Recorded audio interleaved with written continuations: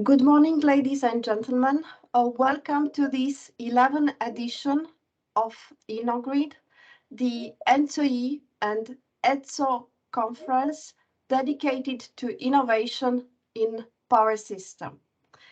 So we will have this session today co-moderated and presented by different projects. I will be here today with you, Norela Constantinescu, Head of Section Innovation in ENTSO-E, together with Roberto Zangrandi. Roberto, if you can introduce yourself. Yes, good morning, everybody. I'm Roberto Zangrandi. I'm Secretary General with EDSO.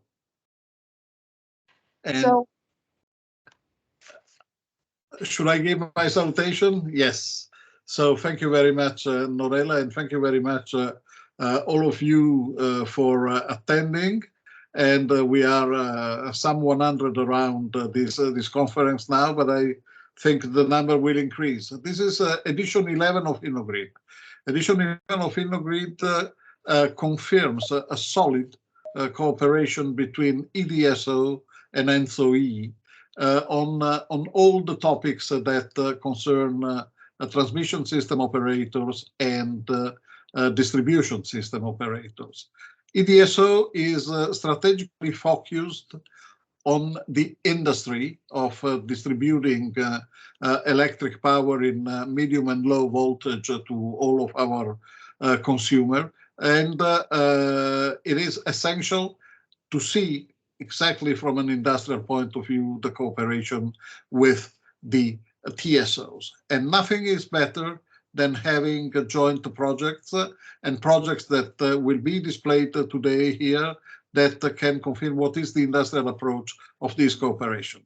Norella, thanking you again for the good cooperation between ENTSO-E and EDSO, thanking all of your staff and all of my staff in this endeavor. I give you back the floor. Thank you, Roberto. So also from my side, many thanks for this cooperation, which was established 11 years ago. So today is the first session of InnoGrid in 2022. We will have another session, which is more policy dedicated on 29 of June, a hybrid event, so with also real participation. Today, we are going actually online for 2 hours and 45 minutes, so stay with us. And we will listen to 13 projects, which are going to be talking around 3 major areas: value of the grids, value for customers, and the value of flexibility. These subjects are supposed to answer all the political requests we have in place, starting from EU Green Deal, continuing last year with Fit for 55, and now in the new conditions, Repower EU. This session is going to be recorded, and I will go now to more logistic part of the session. So the video and microphone will be allowed only for speakers and panelists. You can ask your questions by using Slido. So you have the code there, hashtag IGrid2020. It's going also to be posted in the chat. So we will also have the possibility to rank the most voted questions, and this will be addressed to the panelists. With this, I would like to thank you. And in addition to the projects, we will start now with an introduction regarding research and innovation plans for the grids, TSOs, DSOs, also other grids, which is going to be provided by Nikos Hatziagariou, the team lead in ETIPSNet for developing these plans. It's an emeritus professor with National Technical University of Athens. So Nikos, the floor is yours, and you will have 10 minutes sharp. Thank you very much, Norella. Thank you very much for the invitation to InnoGrid, which is this important conference organized by ENTSO-E and ENTSO. And thank you for giving me the opportunity to present the ETIP-SNET implementation plan 2022-2025. So this is the high-level use cases of this implementation plan. And if we look at the next slide, just let me give you some small introduction to ETIP-SNET. So the ETIP-SNET, the European Technology Innovation Platform for Smart Networks for Energy Transition, aims to guide and identify the research and innovation priorities to support Europe's energy transition, addressing the innovation challenges for the energy system. And this goes beyond smart networks also to smart energy networks, not only smart electricity grids.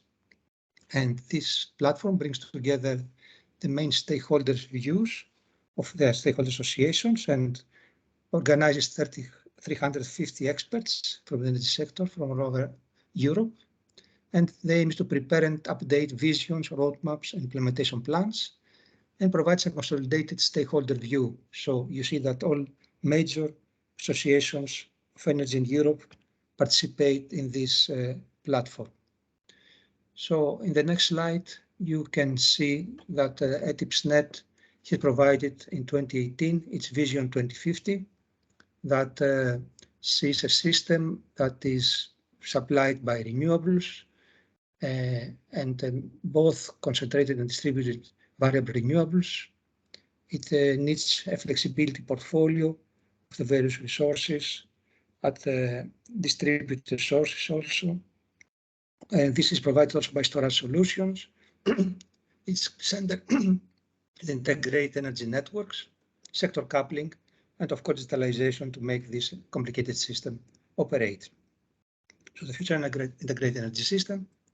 In the next slide, you see that it is summarized in this slide, where you have the energy generation provided by renewable electricity, also renewable electricity and heat, renewable heating and cooling, renewable gas, renewable fuel, and also some nuclear. And you see the energy consumption that has now these double-sided arrows. That means that the consumers that are becoming also consumers, operating the local energy markets and providing electricity to the system.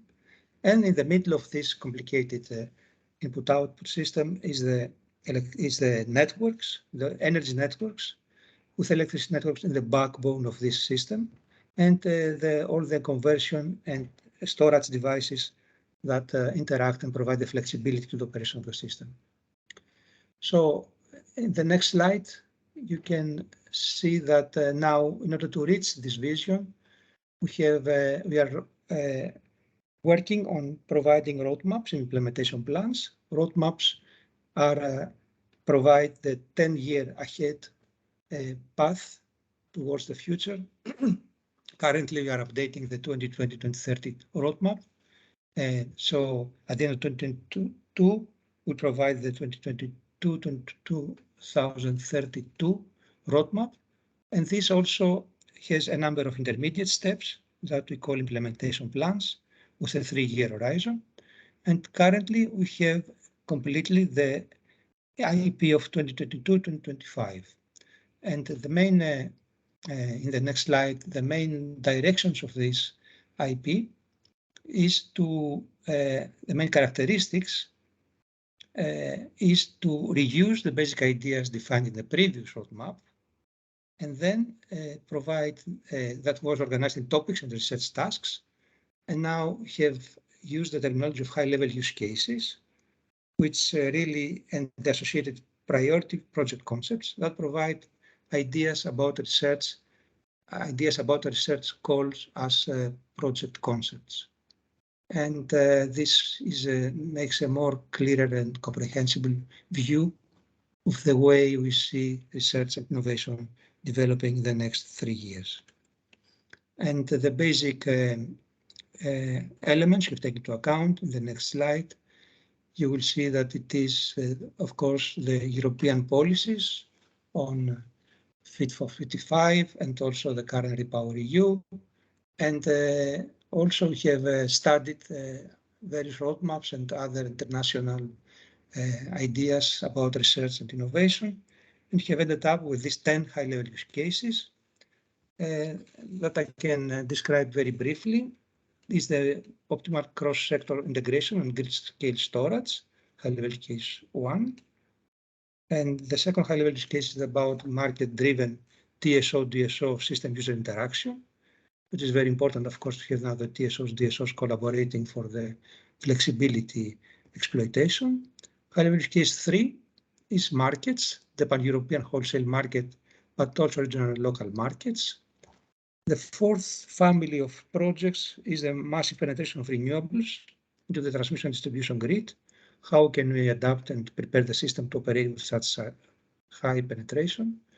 High-level use case 5, the one-stop shop, and the digital technologies for market participation of consumers at the center, a very important high-level use case for the participation of the consumer.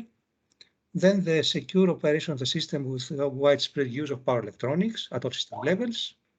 How can enhance system supervision and control, including cybersecurity, the transportation integration and storage, and the flexibility provision by buildings, districts, and industrial processes. As you see, all these high-level use cases are closely linked to the operators, both at transmission and distribution level. I have chosen 4 of these to develop a bit further, just to give you some more flavor of what we think inside these high-level use cases. And these are, of course, as I told you, subdivided into the project concepts that create more families of specific projects. So in the next few minutes, I'm going to develop a bit more the market-driven TSO-DSO system user interactions, the massive penetration of renewables, the consumer, and the flexibility provision by buildings. So let me start very briefly by the TSO-DSO system interaction in the next slide. So it is important to look at the cooperation at the exchange of coordinated balancing congestion handling services coming from DR and power plants and control loads. Need to involve the consumer, individual community or organization in the energy system, to have an appropriate design to achieve a valuable outcome for the prosumer. The cooperation interaction should be market-driven and applicable in the heterogeneous geographical and economic conditions, and the planning and operation computation and flexibility mechanisms shall be primarily market-based. The next high-level use case, is about the mass penetration of renewables into the transmission distribution grid.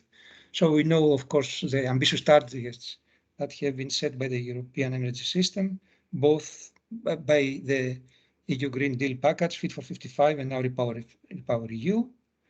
This includes both large centralized at transmission level, but also distributed at distribution level, which have a number of technical problems, like less inertia, increased imbalances, new requirements for improved forecasts, sophisticated analysis, important systems for situational awareness, global monitoring, market dynamics, new market designs, and the issue of resilience that is very important. And we must see how we can also integrate storage and flexible solutions to enhance the resilience of the whole system.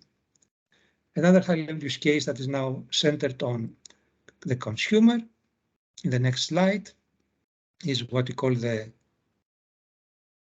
next slide is the one-stop shop and digital technologies.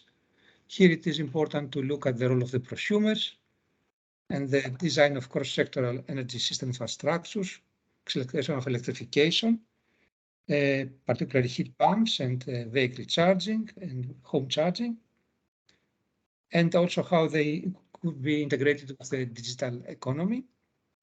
And the next final high-level use case that I will develop a bit more detail now is about the flexibility in the next slide provided by buildings districts and industrial processes. So here we will focus on renewable heating and cooling at national, regional, and local level. Look at self-consumption, at planning, also looking at neighborhood buildings, neighborhoods, and also smart cities, and enable effective participation in the market by smarter control mechanisms and technologies. So this gives you a flavor of what we are, what we have developed in these high-level use cases that are further, as I told you, specified in project concepts in more detail, more fine-tuned. And that concludes my presentation. And if you want to download this, I think the next slide is the way you can download the implementation plan and have a more detailed look at it. Thank you very much for your attention. Thank you very much, Nikos, for these insights in our research plan for the next few years, 2022-2025. We hope that actually the projects which are going to be presented today will give us insights on what was covered and what is still needed to be carried out in the next years. Please do not forget to use Slido for asking questions. So for the moment, I didn't see any clarification question for Nikos. Therefore, I would like, so you can have the Slido link in the chat. So Laurent is going to paste that for you. We are going now to pass directly to the first panel session, value of the grid. So the grids are going to be the backbone of the energy system, and the innovations have to be developed and deployed within the next 5 to 8 years by 2030. Today, we are going to hear from these 4 projects, both TSOs, DSOs, but also related a little bit to the customers, so the whole supply chain, on the grid enhancing technologies being hardware or software, regulatory perspectives, services which the grids can provide for the power system, as well as energy management. And I would like to introduce this panel. So my colleague in co-moderation, Andrei Cherny. Andrei, if you can join me as well. Yes, hello, my name is Andrei Cherny. I'm a senior projects officer at EDSO, and I'm happy to co-moderate this session.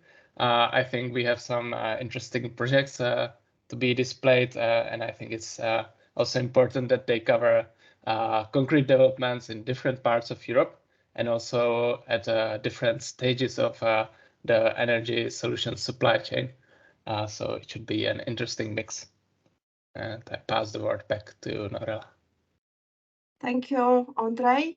So sharp to our project. So you will have the opportunity to see actually more pitches of these projects than a very long exchange. And we will have panel discussions to which you can contribute by actually putting your questions in Slido. So I will go to our first speaker, Anastasios Tsumpas, representing FARCROSS project, which is looking in grid enhancing technologies, grid increasing capacity with a focus on the cross-border. So Anastasios, the floor is yours. Thank you, Norella. Good morning, ladies and gentlemen. Thank you very much for the invitation. My name is Anastasios Tsumpas. I'm head of unit of electrical power and energy systems at UBTech Energy and project manager of the FARCROSS project. Next slide, please. So the FACROS project aims to connect major stakeholders of the energy value chain around Europe and demonstrate integrated hardware and software solutions that will facilitate the unlocking of the resources for the cross-border electricity flows and regional cooperation. FACROS consortium brings together 31 partners from 14 different EU member states and 2 associate countries. The consortium is well balanced in terms of sector representation and skills and focus of the partners, and represents a heavily industry-driven project with 8 TSOs, 2 energy producers, 3 market operators, power system manufacturers, service and technology providers, and research partners. Next slide, please. In this slide, we can see the 5 FACROS demonstrators and the demonstration countries. The so-called MPFC demo, Unlocking Cross-Border Capacity with Modular Power Flow Control Solutions, investigates cross-border transmission lines for the potential application of modular power flow control solutions. The aim is to select the optimal locations of the hardware's deployment and to verify its operational benefits in terms of overall network decongestion, contingency, and cost-effective exploitation of renewable energy. The so-called DLR-H demo, which is complex grid management technology for handling cross-border transmission line capacity-related issues. This demo investigates cross-border transmission lines for potential application of dynamic line rating solutions, and the aim is to select optimal locations for the solutions deployment and verify their operational benefits in terms of increased equipment health monitoring, and thus achieving improved grid capacity, resilience, and security. The WAMS demo, which is an implementation of a wide area protection, automation, and control system, so-called WAMPAC, applied to cross-border transmission systems, investigates the grid stability and security criteria that will act as service requirements for a complete WAMPAC solution. And detailed software architecture is configured, aiming to improve control and monitoring in the Greek high-voltage transmission assets, while strengthening the system's resilience to transient stability.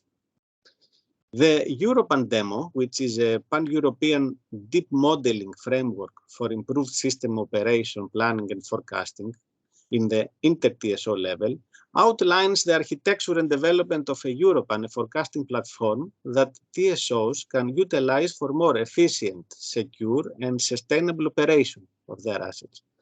Through extensive data acquisition and analysis, this system, European, will upgrade the existing coordination and communication schemes employed, achieving flexible and sustainable performance. The OptimCap demo, which is optimized cross-border capacity auction algorithm, deals with capacity allocation for regional cross-border trading by utilizing available transfer capacities for reserve procurement and for energy trading, building on top of current ATC-based simple transfer capacity auction algorithms, thus assuring the system security and the more effective and valuable allocation of the grid capacity. Next slide, please.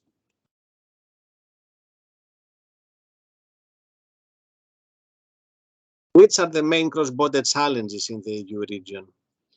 Building more capacity.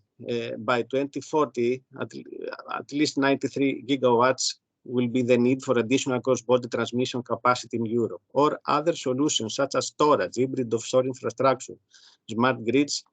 Conversion technologies should be integrated in order to facilitate a pan-European efficient electricity market. And of course, another challenge is to increase the capacity allocation, the so-called 70% rules, that capacity might be available to market parties per cross-border connection to be higher than 70% of the technical capacity. And Acer states that the development of European rules for the calculation and allocation of cross-zonal capacities on electricity interconnectors is an integral step in order to increase market efficiency. The FACROS concept, through its methodology and demonstration activities with all the technologies that I described before, directly addresses these challenges. The FACROS state-of-the-art hardware and software solutions are essential to provide more observability to the grids and extra capacity to the cross-border electricity flows in the region, especially in these challenging times. Such developments are key to improve security of supply in the Central Eastern and Southern Eastern European region very fast, without adding more lines, as those take more time. Next slide, please. And I think this was my last one. So thank you very much for your attention. I will be happy to answer your questions afterwards. Thank you very much, Anastasis. I still don't see any questions in Slido. I hope that myself I'm in a good Slido screen.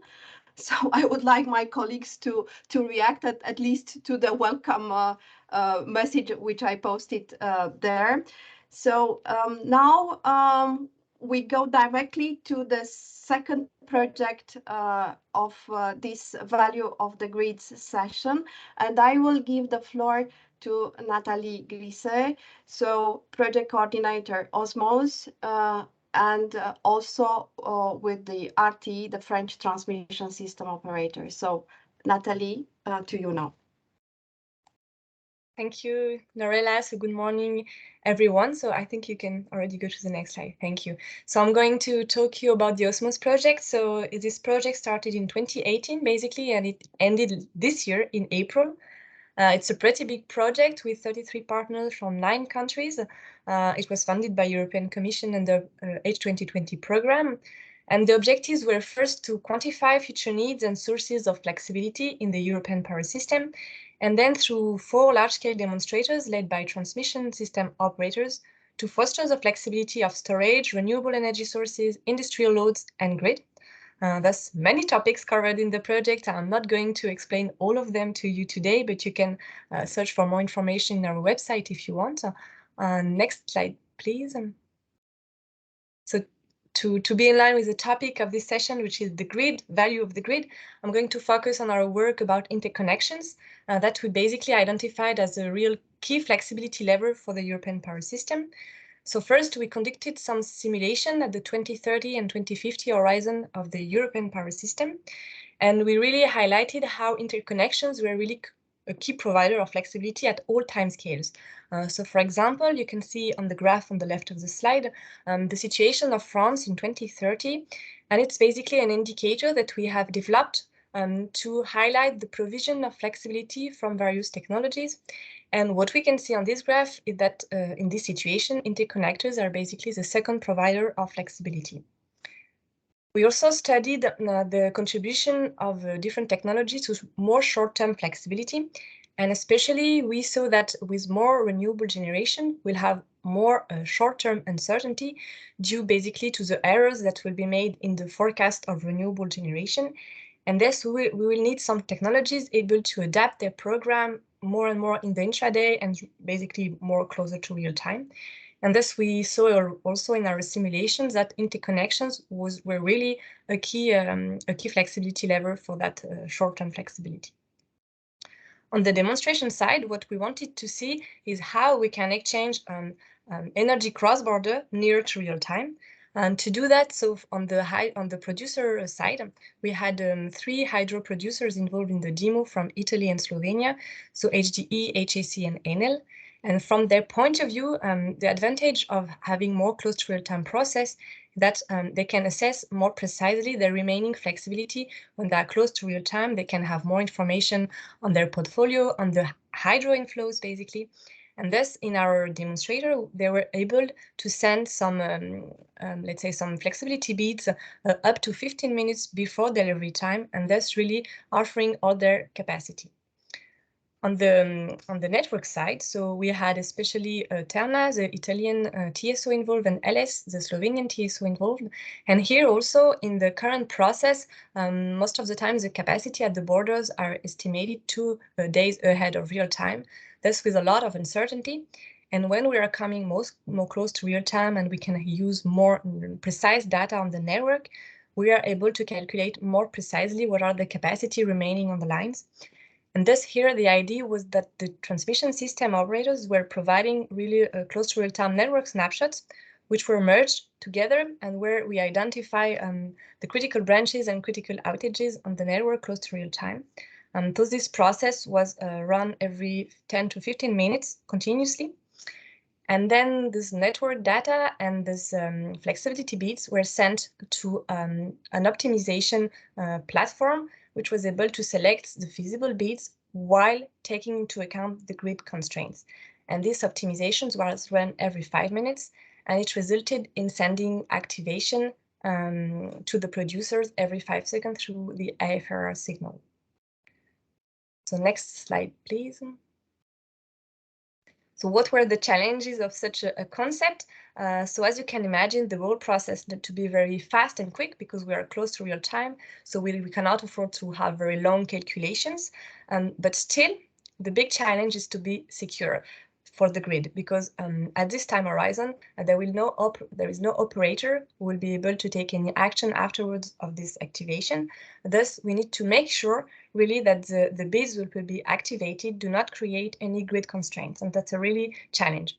Thus, we implemented a joint optimization, and it was successful and resulted in a real cross-border activation in the 3rd of March this year. Now, what would be the challenge for scaling up? So there would be some room to study the market design around such a concept, since we focused more on the technical feasibility. Also, we should study the liquidity, since in our demo it was very limited, but we would need to study how far this liquidity could increase with more renewable. And also, if we go for a larger grid area, we need to make sure the calculations times remain compatible with the closer to real-time process. Thank you. Thank you, Nathalie, for these insights actually on the value of the grid. So the interconnections and also the grids themselves, they can provide flexibility. So I hope that this is going to be retrieved in the last panel of the discussion. Thank you also, Anastasis, for looking into the grid enhancing technologies and their actually use for also cross-border dimension and increased liquidity in the market. And now passing the floor to you, Andre, for the next two projects. We will retrieve afterwards for the panel discussion. Thank you, Nora. So first, I would like to introduce the PLAIMS project, which brings some interesting innovations in grid modeling, future scenario development methodology, and other interesting things. And I would like to pass the floor to Matteo to talk us through. Thank you, Andre. Thank you everyone for being here. I think we can move on to the next slide, please. I'm going to be, next slide, please. Okay, I'm going to be introducing you to the PLAIMS project that stands for Planning of Multi-Energy System, a comprehensive modeling framework that was developed, next slide, by a small consortium made of the Technische Universität of Aachen, the Fraunhofer Institute in Germany, opted together with the University of Bologna and Pisa, and the distribution system operator from Turkey, OEDASH. I'm actually speaking from OEDASH as I'm in a project meeting, and we are being supported by a very valuable advisory board that includes TSOs, industry players, associations, and the Florence School of Regulation. So we think we put together the scientific skills and market expertise to develop a decision support tool to design the optimal decarbonized energy system of the future, trying to balance investments between the supply on the one side and transmission and distribution networks. When I say optimal, to us, it means cost effective, given the target decarbonization level that we are aiming for. And the way we do this is by also not looking only at the electricity system, which of course is, as it was mentioned before, the backbone of the energy system of the future, but how it interacts with heat, gas, electric vehicle loads, and potential storage opportunities, and hydrogen, as a means to enhance flexibility and synergies. We are testing our models I'm not going to go into the details of those, of course, but just to give you a flavor on two levels. One is a central large-scale national transmission system focused case, and we are analyzing the German 2040 to 2050 scenario in this respect. And at a more local regional distribution system case, we studied the Bilecik region in Turkey with a company that we do. The big challenge of the project is trying to combine and find a good compromise between big data optimization modeling versus usability. Next slide. Because as you may understand, deep diving into the interconnectedness of different systems requires modulating and describing the system with a high granularity throughout all the conditions that the system can actually encounter, which means that the system need to include the 8,760 hours of a year with the large geographic scale of a nation, because I mean, the case that we're looking at needs to take into account the imbalances between large renewable generation in the north of Germany, for instance, with the actual loads that happen in the south of the country. And of course, brute force approaches to the technology and transmission infrastructure would just yield to unbearable costs. And it is by leveraging on the flexibility provided by the multi-energy approach that the system tries to achieve long-term scenarios where the loads are covered, leveraging on a balanced approach that manages all the interconnectedness and the integration of these systems. So flexibility and flexibility by design is really the key asset of this project, and the usability means having a good and easy to use, easy to read interfaces that can be used to analyze scenarios, confront scenarios, and be able to really deep dive in the results of the instance and the solutions that are being given by the models themselves. Next slide, please. We are now in the last few months of the project. We are due to finish in October this year, which means that we are very much concentrating on the exploitation strategy and really getting deeper into that. We think we've got two value propositions that are ready for being launched in the market. One for the central transmission level case, which targets TSOs, governmental agencies and national institutions, as well as in financial institutions like the European Bank for Reconstruction and Development or the Inter-American Development Bank.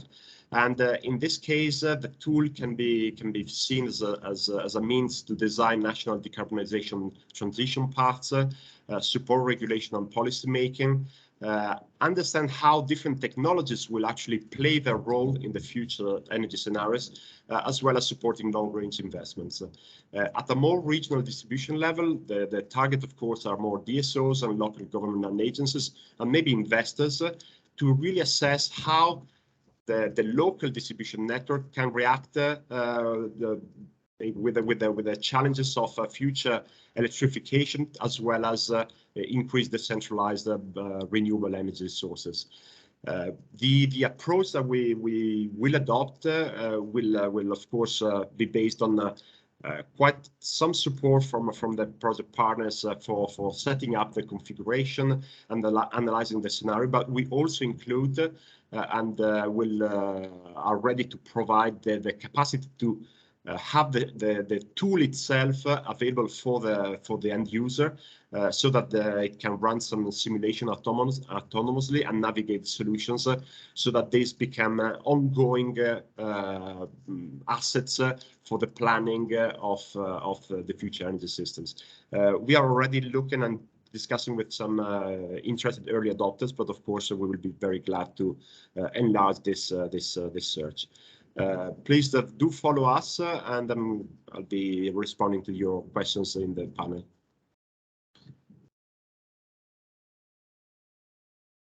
Thank you, Matteo. I think indeed proper consideration of flexibility resources in network planning is indeed paramount to manage the future investment needs in networks.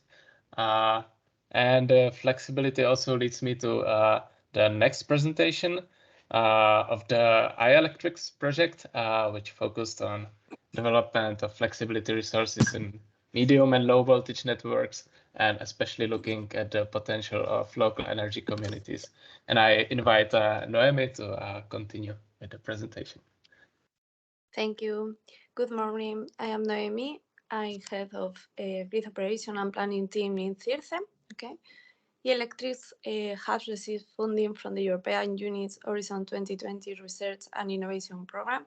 eElectrics is a response to the Horizon 2020 call for proposal integrated local energy system, Energy Island. This call addresses the challenge of a single and smart European electricity grid in integrating renewable energy sources. This call promotes the enabling of distribution system operators to connect local energy communities to the network. 60 partners in 9 countries: Austria, Belgium, Finland, France, Germany, Greece, Hungary, India, Spain. There are five DCOs from Europe involved: E.ON, Enedis, FIP, and 1 from India, Power. CIRCE is leading the work package focused on the impact and deployment analysis of the most promising solution, and also collaborating in the work package focused on scalability, replicability, and regulatory recommendation. Therefore, the objective of the project are the following: increase renewable energy sources integration into the network, connected citizen energy communities to medium voltage and low voltage network, increase local use of local renewable energy sources, reduction of local energy tariff, increase grid resiliency and thereby security of supply, postpone network investment, improve consumption involves the prosumer. In order to that, the project aims to develop innovative and sustainable technical solution and business model related with the following technology: mobility, mobile energy system storage, demand response schemes implemented by the DCO, grid digitalization at the level of medium voltage distribution grid. The project has defined several different use cases that are going to be tested in different demos. ELGA is mobile solution storage and demand response to avoid peak loads and voltage deviation in tourist area during holiday season. 2 different demos in 2 different areas of the grid, both with similar challenges. MOEF, mobile storage and flexibility to postpone grid reinforcement in a rural area with high penetration of renewable. STROM, increase energy efficiency, saving, and local consumption by means of an energy system storage and dynamic rating scheme in a rural area with local energy communities. And SACTI, improve resiliency of the grid's island mode using energy storage system and digitalization of the network low voltage in an urban area with increased share of PV. And the next slide, please. Okay. CIRCE in the eElectrics project has developed an IPT tool that has been included in My Smart Grid platform. This platform tries to help distribution in their day-to-day work. The IPT tool is able to perform modeling, simulation, and calculation of the hosting capacity of the blow-up network. To the same, CIRCE design and perform a set of simulations which can model the local energy system and its resources in a steady state and dynamic environment. The positive contribution of the battery system in network planning will be included in the calculation. This tool can quantify the amount of RES which are still able to integrate in medium voltage and low voltage network with and without battery. In order to prepare the development of IPT tool, CIRCE simulates the hosting capacity in different locations. The tool automatizes the calculation for any different site presenting the most effective location in terms of integration capacity. The first screen shows the grid modeling planning. The digital planning twin represents the real model of the distribution grid, where the distribution plan is included. The aforementioned planning will be according to the current planning of the transport grid approved by the General Administration of the state, or the investment plans of the distribution company approved by General Administration of the state. This model must contain all the elements that make up the real grid, such as transformer, line, generation. In order to introduce the grid model, it can be done in different formats, such as a theme, PCC, net plan, implemental system. In the next screen, you define the values of the point to locate the battery. For example, you select the possible terminals where the battery will be installed, the minimum and the maximum and low voltage, the power of the battery, among the other parameters. Finally, you can see one of the results of the tools. In this case, it shows the hosting capacity with and without battery.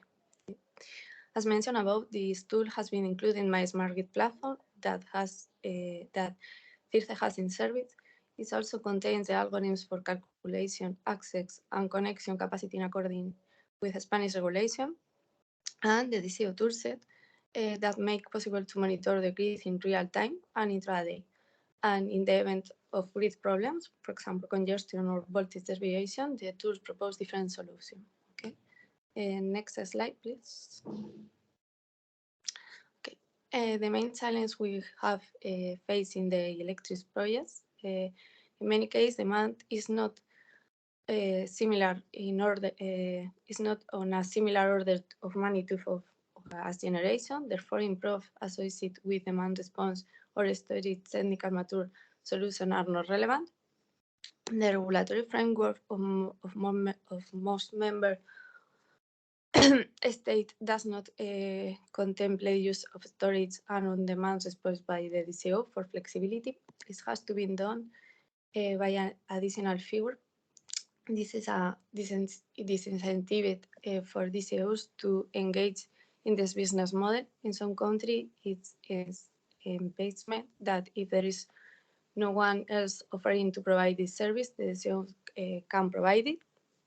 Its location has its own particular, which makes it difficult to draw general conclusions, and the demand response program has proved more difficult to implement that expect both technical and in terms of involving participants. Okay, thank you for your attention. Any questions? Thank you, Norella. In fact, we will now have a short panel session, so we can address the questions there. And I invite also Noemi, you to stay here, and also the other presenters and Norella to join me. And maybe Norella, you can kick off the discussion with the first question. Thank you, Andrei. So I think we will give priority to the questions which were asked in Slido. Are mainly related to the flexibility and the value of the flexibility. So the questions were addressed to you, Matteo. First of all, how you relate actually the flexibility resources in addition to energy mix optimization to the value proposition for flexibility. And then if you include also financial markets, if you can shortly address that one. Yeah, I mean, these are big questions. The way we address the flexibility issue with a multi-energy approach in the Plamis project is very much by having a good idea of the demand and actually drive supply and transmission / distribution infrastructure development, taking into account the capacity with power to X to actually decongestion the grid or maybe leverage on the opportunity for interaction with district heating or heat storage or battery storage or whatever technology can be included. So it's what we are looking at is an engineering-based approach that honestly looks partly at the financial and market dynamics, but not entirely, to be honest. as the problem is already very, very big, and we focus more on the way different systems interact at local and global level to minimize the cost on the infrastructure, especially on the transmission and distribution infrastructure. That's the way the PLAMIS project addressed the issue. I'm not sure it entirely answered the question, but I know these are huge things. Thank you, Matteo. I think the most rated question is for you, Noemi. At least it's on the top.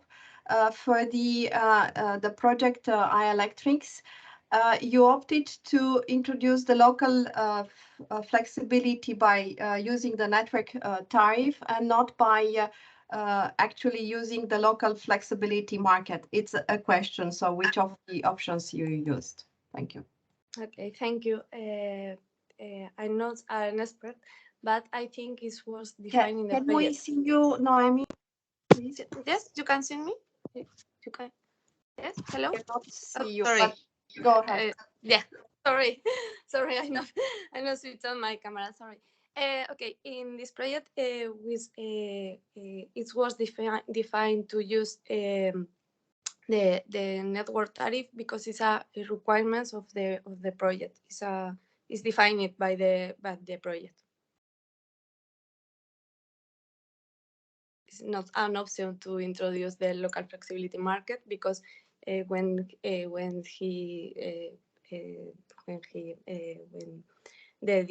project is defined, we decided to use the network tariffs.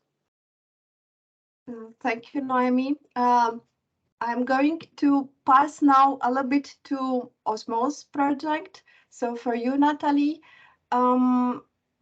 of course, I will have this question maybe also at the end, but Sebastian Lepi, it's asking what are the next steps beyond this project? So you underline, of course, the use of interconnectors. Yeah, so for the two topics that I presented, so I presented some work on the, let's say, more simulations of the future power system. So somehow this is an endless work because you always have something more to integrate and so on. So we'll continue working on simulating the future of the European power system with future project and internally by the partners of the project, basically. Regarding the demo that I presented, there is no, let's say, a real follow-up of this demo in particular, but basically within the demo, we developed different pieces of software that would be used by the different partners. So for example, we have hydro producers which have developed tools to, let's say, to optimize their portfolio close to real time, and they expect to use it in real business life, let's say, after the project. So that's a great achievement for them. And on more the algorithm that we have developed, let's say, to really optimize both the flexibility of producers and taking into account grid constraints. So internally, for example, at RT, we are using the same kind of software to really optimize the operation of the grid close to real time. So it's useful in that way. And then really, if we would like to, let's say, generalize this new concept of cross-border exchanges close to real time, this will deserve a lot of work, I would say, because as we can see, when we are implementing such different changes in the operation of the system, it takes a lot of time. Thus, it will require, a big involvement of maybe some key TSOs to work on the topic and push it beyond just a demonstrator. But so far, there is nothing planned already on that point. Thank you, Natalie. There are a lot of questions regarding actually the iElectrics project. So there was in your slides, Noemi, actually also the Indian grid demonstrator or look into that. So did you see any specific challenges and issues for that one? And yeah, go ahead. I'm sorry, what question? Sorry, I I think, can you repeat, please? The Indian perspective. Okay. Okay. Yes. Sorry, I know. Sorry, I know. See this question. I see other questions. Sorry. Yeah, don't worry. Let's go now to a more generic question because Okay. we are approaching the end. So now a question for all the projects. Grid and data and the network simulations, which are actually required to provide this value of the grids. Do you see any limitations in the use of the data or in the network simulations which were used for different purposes across these projects in order to actually enable a power system able to answer the challenges of this decade? So now this is a question for all of you, and I will start with Anastasis. Thank you, Norella. We have faced such challenges also in FACROS project about the availability of real data from the TSOs, and since we have also in this period especially security concerns to share most of the data, but we managed, let's say, to tackle this challenge. We had let's say, data sets perhaps from previous years in order to simulate and use in the system. So at least in our case, we managed to have this data that were needed for this purpose.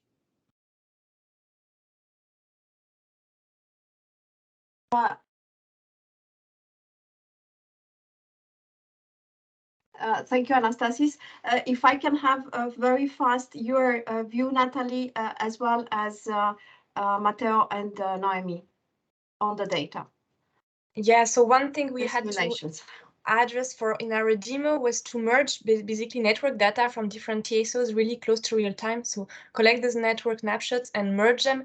And we felt like maybe this could be a process which could be coordinated at one point to have a network, a consolidated network file between different TSOs close to real time, which is not the case today. Thank you. From our perspective, of course, working on data, especially future possible data loads, etc., is always a big challenge, as well as getting standardized data from the grid. So I would say, I mean, we've found our ways to work with that in an effective manner, but standardization and common protocols would definitely help to unleash the power of digitalization, which will be by no means the one of the keys for the future development of decarbonized systems. Thank you, Matteo. Noemi, to you. Okay, I totally agree with Day. It's important to have a good network monitoring. It's true that the many distributors already have a lot of network data, but it's important to have a good consolidated data. Thank you.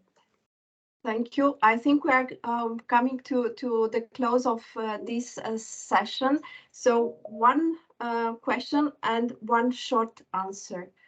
All of you provided different inputs into the project. We will have the session on 29 dedicated to more policy aspects. So if would be a message from your perspective, what you would like to see in the session on policy on 29 of June addressed from the perspective of the value of the grids, which is the main issue you would like there to be addressed? Anastasis, if I can start with you. Thank you, Norella. I think the harmonization of the network codes and to see how this, let's say, tackles the challenges between cross-border trading, I think this would be a very interesting topic. Thank you. So harmonization of the network codes. Natalie, from your side? From what we saw in Osmos, so we have good ideas of new process and so on, but it takes a lot of time to implement them in the real business environment of TSOs, which is very secure and complex. And thus, my point would be how to really accelerate our transformation so that we are on time with the ongoing changes of the power system, how to foster the innovation and really give the support on that. Thank you, Natalie. So acceleration was the right word to choose for this InnoGrid 11 edition. Matteo, from your perspective? Well, I can't help but restating the requirement for an integrated multi-energy approach. I mean, there is not one silver bullet, but the combination of many elements will provide the answer. Thank you. And Noemi, from your side? From my side, I think in the electric project is a good approximation to network codes.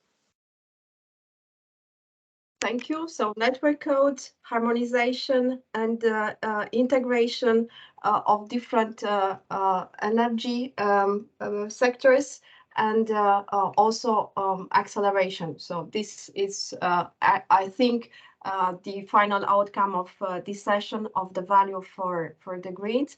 Andre, I will go back to you and give you the floor for the closing of this session.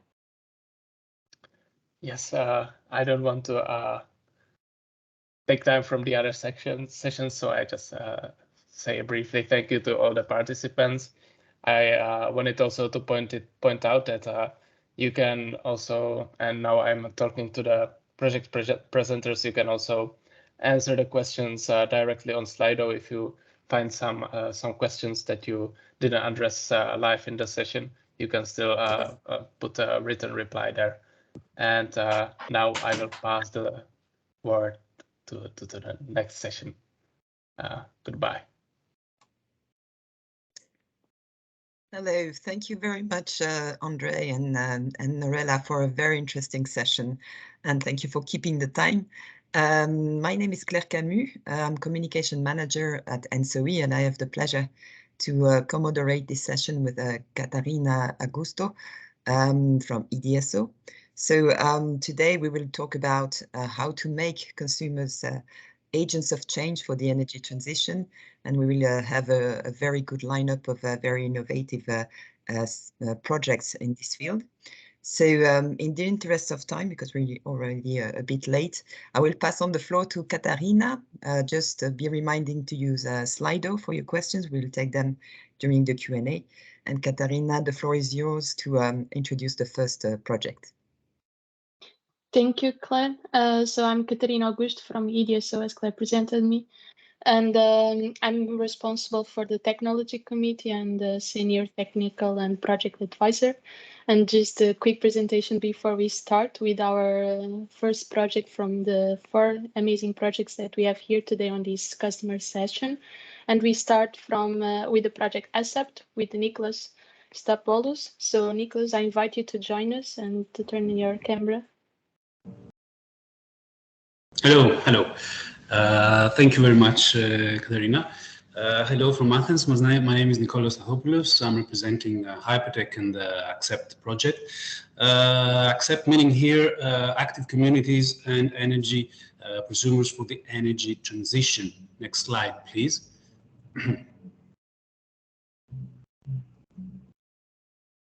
I'm not seeing the slide. The next one.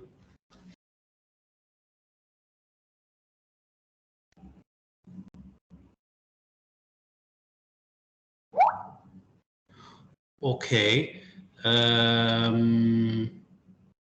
Okay, then I'll go on. Apparently, you can see the slide.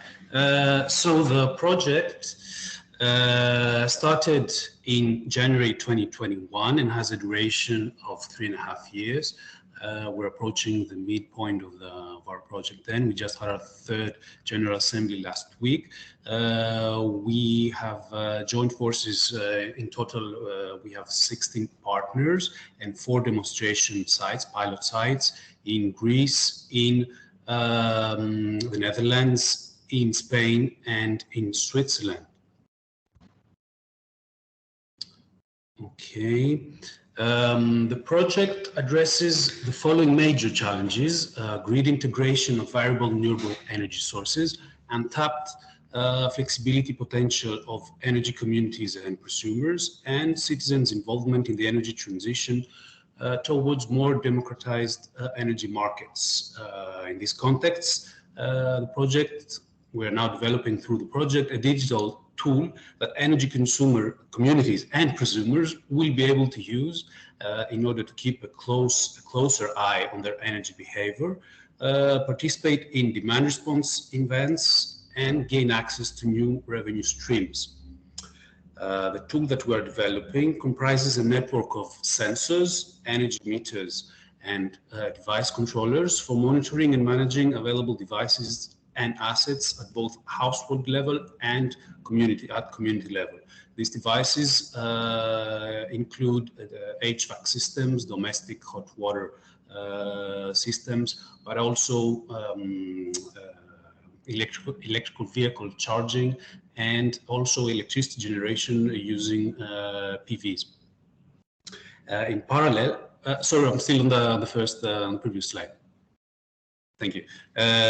In parallel, we're developing a unified modeling framework that will be used to capture the dynamics of human behavior and of the performance of the building. Among others, these models that we're developing will be used to optimize the energy consumption of individual prosumers and also provide forecasts of their energy needs. Therefore, they allow the deployment of flexibility services and the promotion of self-consumption. We're also developing a citizen application with the aim of providing desirable functionalities to citizens and prosumers. Last but not least here in this slide, I would like to mention that the ACCEPT framework is developed with the active participation of citizens and will be demonstrated and validated in 4 pilot sites under real-life conditions, as mentioned before, in 4 countries at European level. Next slide, please.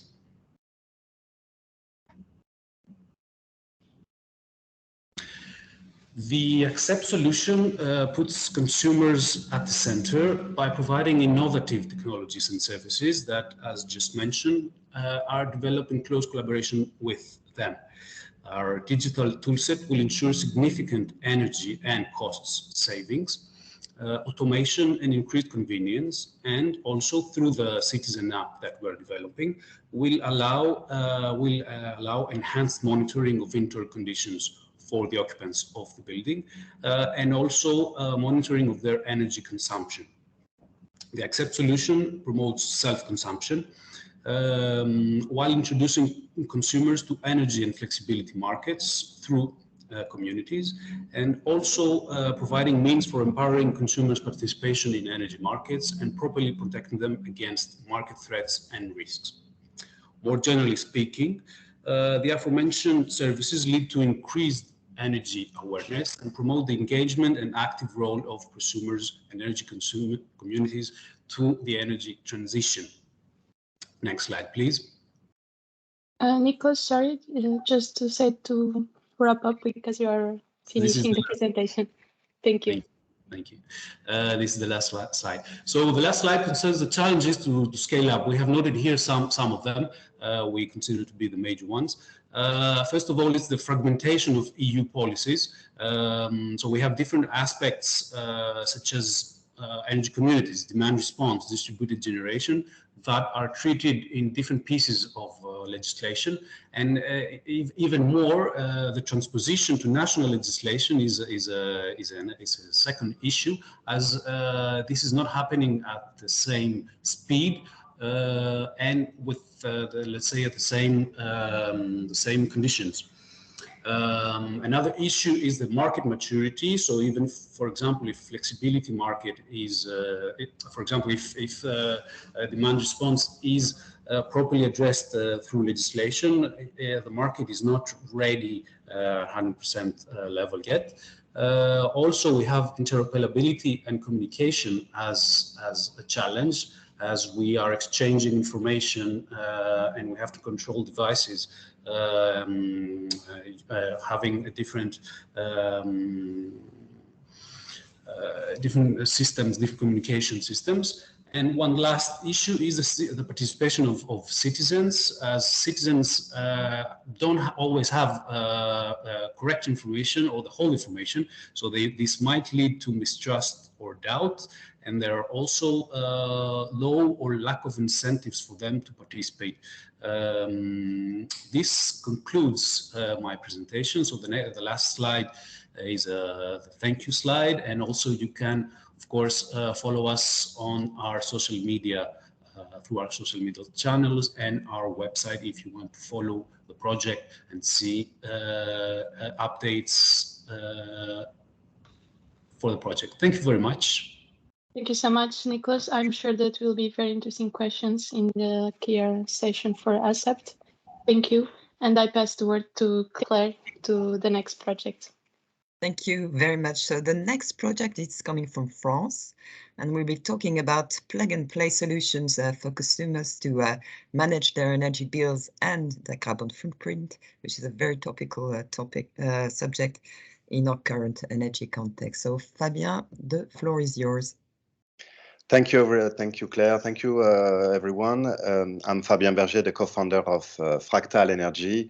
And what we do at Fractal Energy is that we want to address a European challenge, which is to bring more flexibility on the demand side, but dedicated to the residential level. Okay. As of today, there is not a lot of solutions provided to the households to bring more flexibility in their consumption. I'm sorry, I see that the slides are, the police is not, the fonts are not clear, but on this slide, what we want to say is that if we want to shift away from a model, an historical model using 40% of fossil fuel and very carbon intensive production to always adapt to the demand side with the renewable energy model, we are going to need more flexibility. And at Fractal, next slide, please, what we want to do is to provide plug-and-play solution enabling the households to basically generate flexibility in their consumption. If we look at the very basic use case of self-consumption, as of today, current solutions are existing, but they are complex and expensive, and they usually require a professional installer to install the infrastructure at home. And at Fractal, we developed what we call the Flexbox, which is the first plug-and-play home energy appliance that will enable households to first monitor their consumption and the share of renewable energy they consume from their own installation or even from the grid. Second, they will able to manage the consumption of external devices to shift them at a specific time where the renewable energy production is maximum. And third, what makes this box very unique is that they're going to be able to store energy in a lithium battery coupled with a bidirectional inverter, which is integrated into the box. And for the first time, where you can have a storage system that is simply plugged into a wall socket and configure with your smartphone, which makes the user experience very simple. This is the first time that from the unboxing to the use of the box, you're going to spend less than 15 minutes configuring the device and being able to get flexibility to your house. I do a specific mention that we use the real-time data from the smart meter that are deployed everywhere in Europe to gain in precision and also in reactivity of the data. And the next challenge for us is to go beyond, so next slide please, is to go beyond self-consumption and to make this Flexbox used as the terminal for the grid to provide new services. So basically we want to bridge the households with the network and generate new business model and services with the stakeholders like TSO, DSO, aggregators, and electricity suppliers. First, we believe that households will be willing to monetize the flexibility of their own flexibility, meaning that to give up some control on their consumption to the grid in order to maximize their savings in terms of electricity bill, but also to decrease their carbon footprint. And on the production side, there will be stakeholders willing to use this control they get from the households and to generate megawatt and megawatt hour of flexibility to maximize their margin.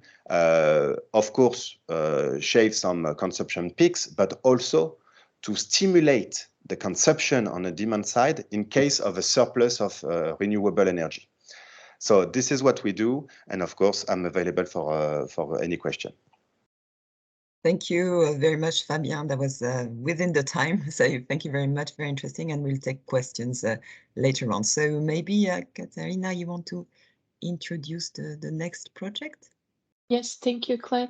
So the next project and the third of this session will be DT4 Flex, digital twins for flexibility service in low voltage grids. And for this, I invite Ruben, Pardo, and Pablo Martin to join on the stage. Ruben is the project coordinator from the project, and we have from the project technical coordination, Pablo. So thank you and welcome. Okay, thank you very much, Katarina, and thanks to all the people who are attending. Well, my name is Ruben Carmona. I'm the data analytics lead at Ingelectus, which is a power system deep tech from Spain. And with me is Pablo Blázquez. He's a smart grids engineer at Cuerva, which is a medium-scale distribution company from the south of Spain. And both of us will be doing this presentation, okay? Right, today we are going to briefly introduce the DT4 Flex project, in which we addresses the development of an electrical digital twin for flexibility services in low voltage grids. And the idea for this tool in which we are working is to make it possible that the DSO could be able to rely on the participation of flexibility services providers or customers in the operation of the grids. And to get us straight to the point, in the next slide, you have depicted in the image of the LED. Well, I see that the image are not shown very well, but well, in the image of the LED, we have represented a very simple representation of the objective of the project. Which is creating a tool that, given an operation state of the network, using the topology of the low voltage grid and considering some flexibility services providers, it could be able to foresee possible real-time or future problems in the supply and to avoid them by activating flexibility services. To put it in a nutshell, we are very aware about the importance of the network in the integration of new customer or new agents. So there are 4 points on which we have focused the efforts. The first point is developing a low voltage grid problem detection module that uses unbalanced low voltage models with a fast and robust core based on a distribution system state estimation, and which is able to work with past, real-time, and future scenarios. The second point in which we focus is a methodology to activate flexibility services based on the grid. This methodology is important to focus on supply quality problems, voltage deviations, and continuity problems, continuity supply problems. It uses also sensibility coefficients whose calculation takes the operation state and the topology into consideration, and it also follows a competitive assessment of the flexibility service to be activated. The third point was considering Cuerva infrastructure, modeling part of its low voltage network from its living lab and use it as a field test. And the fourth point was seeking new business opportunities based on this flexibility and putting the customer in the center. So now I will pass the floor to Pablo Blázquez, who will talk about the contributions and the scalability. So hello, first thanks to you so much, Ruben. So hello, I'm Pablo from Cuerva, and I will continue from this point on with the presentation. Now that you have an overview of the project, I will talk about contributions from it, from the point side of view of the technological partner and also from the DSO. So as you can see, the project has an impact on all three areas of interest: the value of the grid, for the customer, and for flexibility. I will focus on the value of the customer, but just only mention a few interesting points of the other two areas, like for the grid. From the technological partner, we detect accurately the problems and propose an optimal solution. And from the DSO, that can increase the hosting capacity or have a real-time monitoring of the network. And also talking about the flexibility, we can properly manage the flexibility available in the grid, and also or study the integration of new assets to obtain the best network configuration. Now focusing customer, the 2 points of view are really close to each other. For example, it's very important to predict and solve network problems to enhance the quality and the continuity of the supply, and the integration of new agents. Also, we can create new business opportunity for the customers that is in the center of the energy transition. And this is quite related to the new smart energy contract that benefit both actors, customers and DSO, or new agents like aggregators.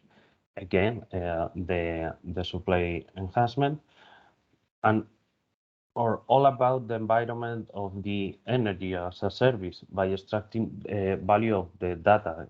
We have a fully digitalized grid, so we can extract data from customers and also from the planning of the grid and all about that things. And also help the user to better understanding of its energy consumption. So next slide, please.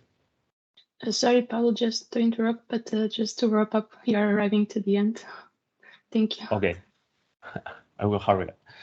Don't worry. Now moving on to the challenge we identified to scale up the solution. It's just an overview, but we can mention few of them, like the user engagement and modeling in order to have a fully functional digital twin of the grid, the data and service monetization, how we set the value of the data and its transactions, communications and near real-time data.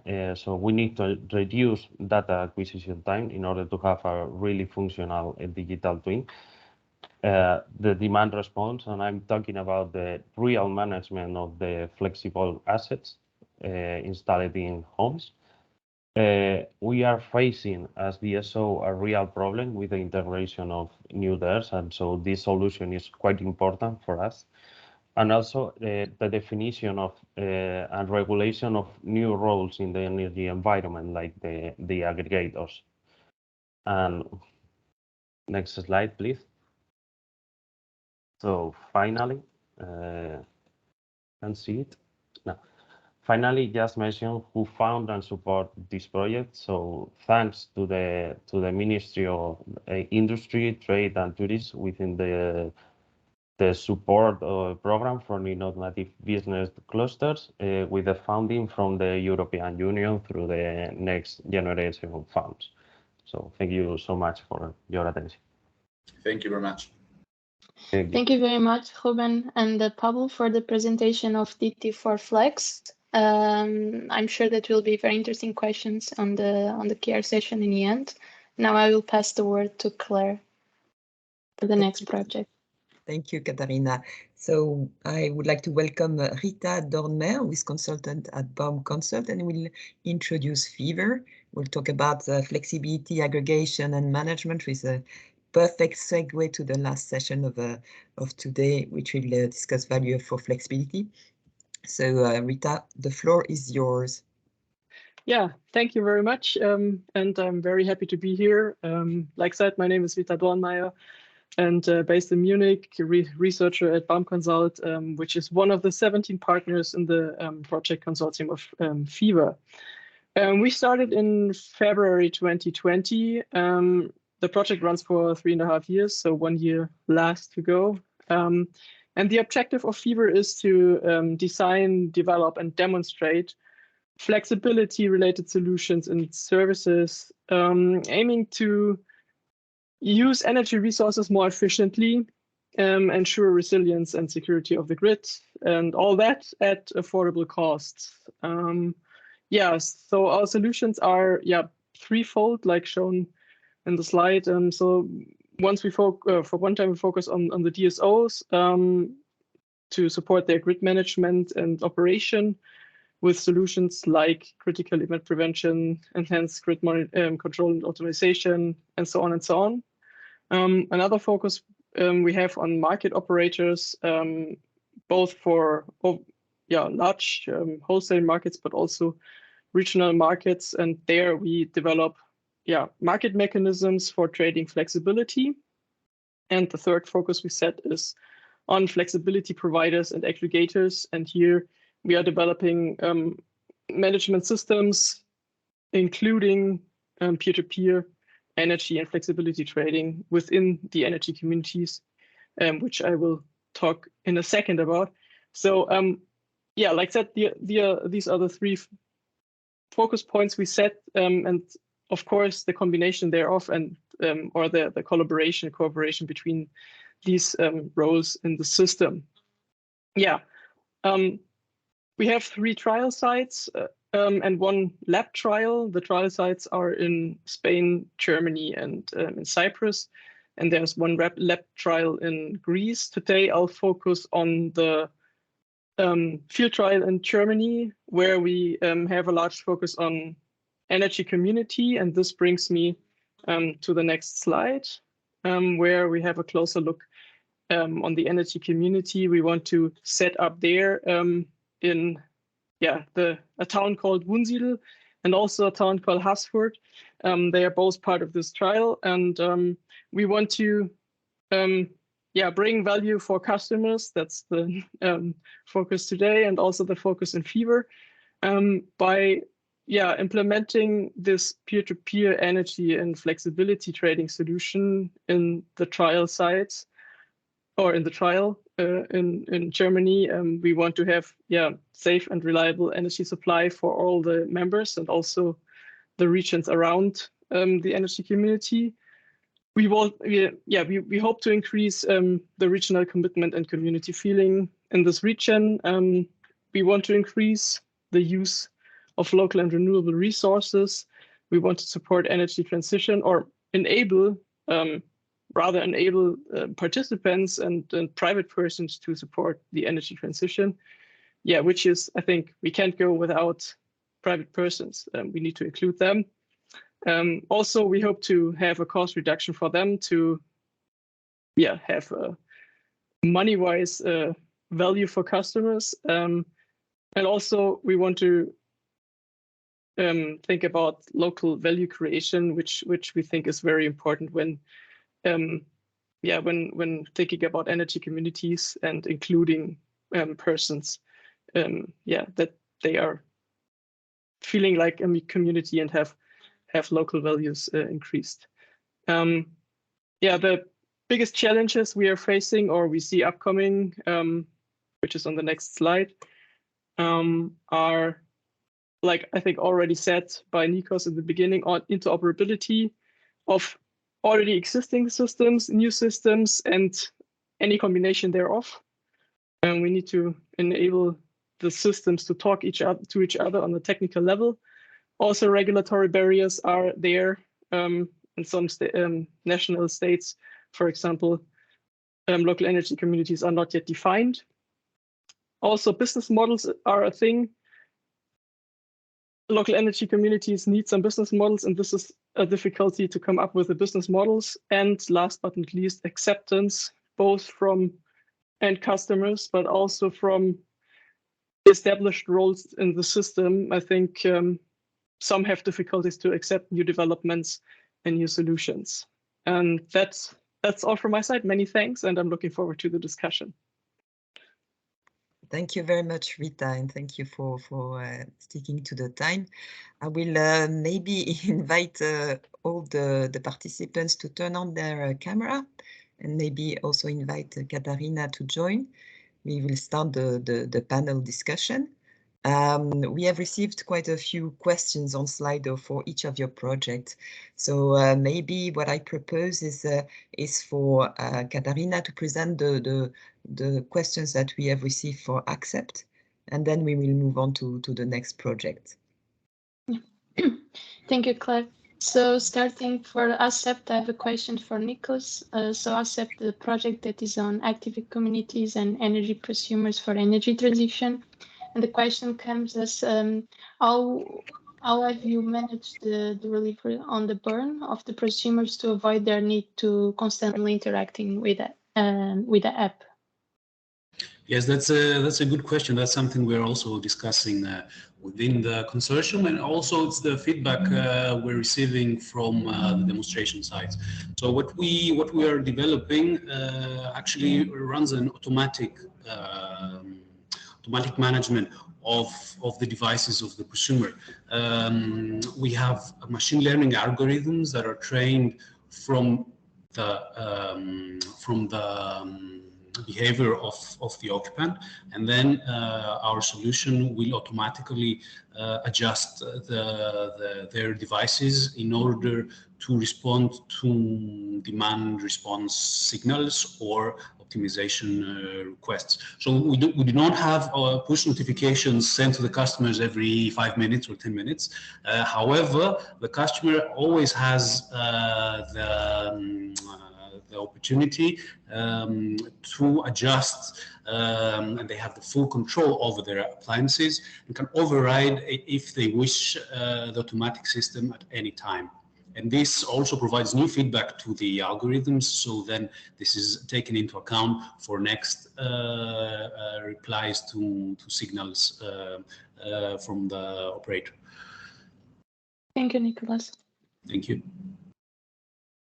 Maybe let's go ahead. If you have another question for Accept, let's continue maybe. Otherwise, maybe Fractal. So there were a few. And one of them was whether there were a lot of devices already in operation, and what actually you expect the potential for the penetration of your device is. So maybe Fabien, if you have already some figures. Yes, my answer is that so far we are still a deep tech startup, which means that we are just getting out of the laboratory.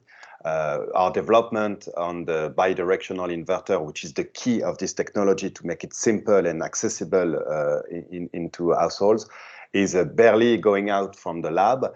And so we're going to have the first test running to next year in 2023. So as of today, there is no Flexbox as mentioned in the presentation, but today we are focusing also on the data coming from the smart meters, because we have developed a local radio emitter, which means get the real-time data from the smart meters, and we are actually valorizing monetizing this data with multiple actors like social housing, which are willing to get this data to improve their investments. I don't know, Katharina, what you think, but if I can continue with one second question for Fabien, and then we can move to another project. Fabien, there were some questions on the fractal cloud. If you can explain what it is, and if there are, it is taking into account some grid issues like losses, for example. Yes, so clearly the fractal cloud has two functions. The first is basically to get the information back to the customer. So we collect the data and we give it back to the user through a website. This is very simple and it's not that original.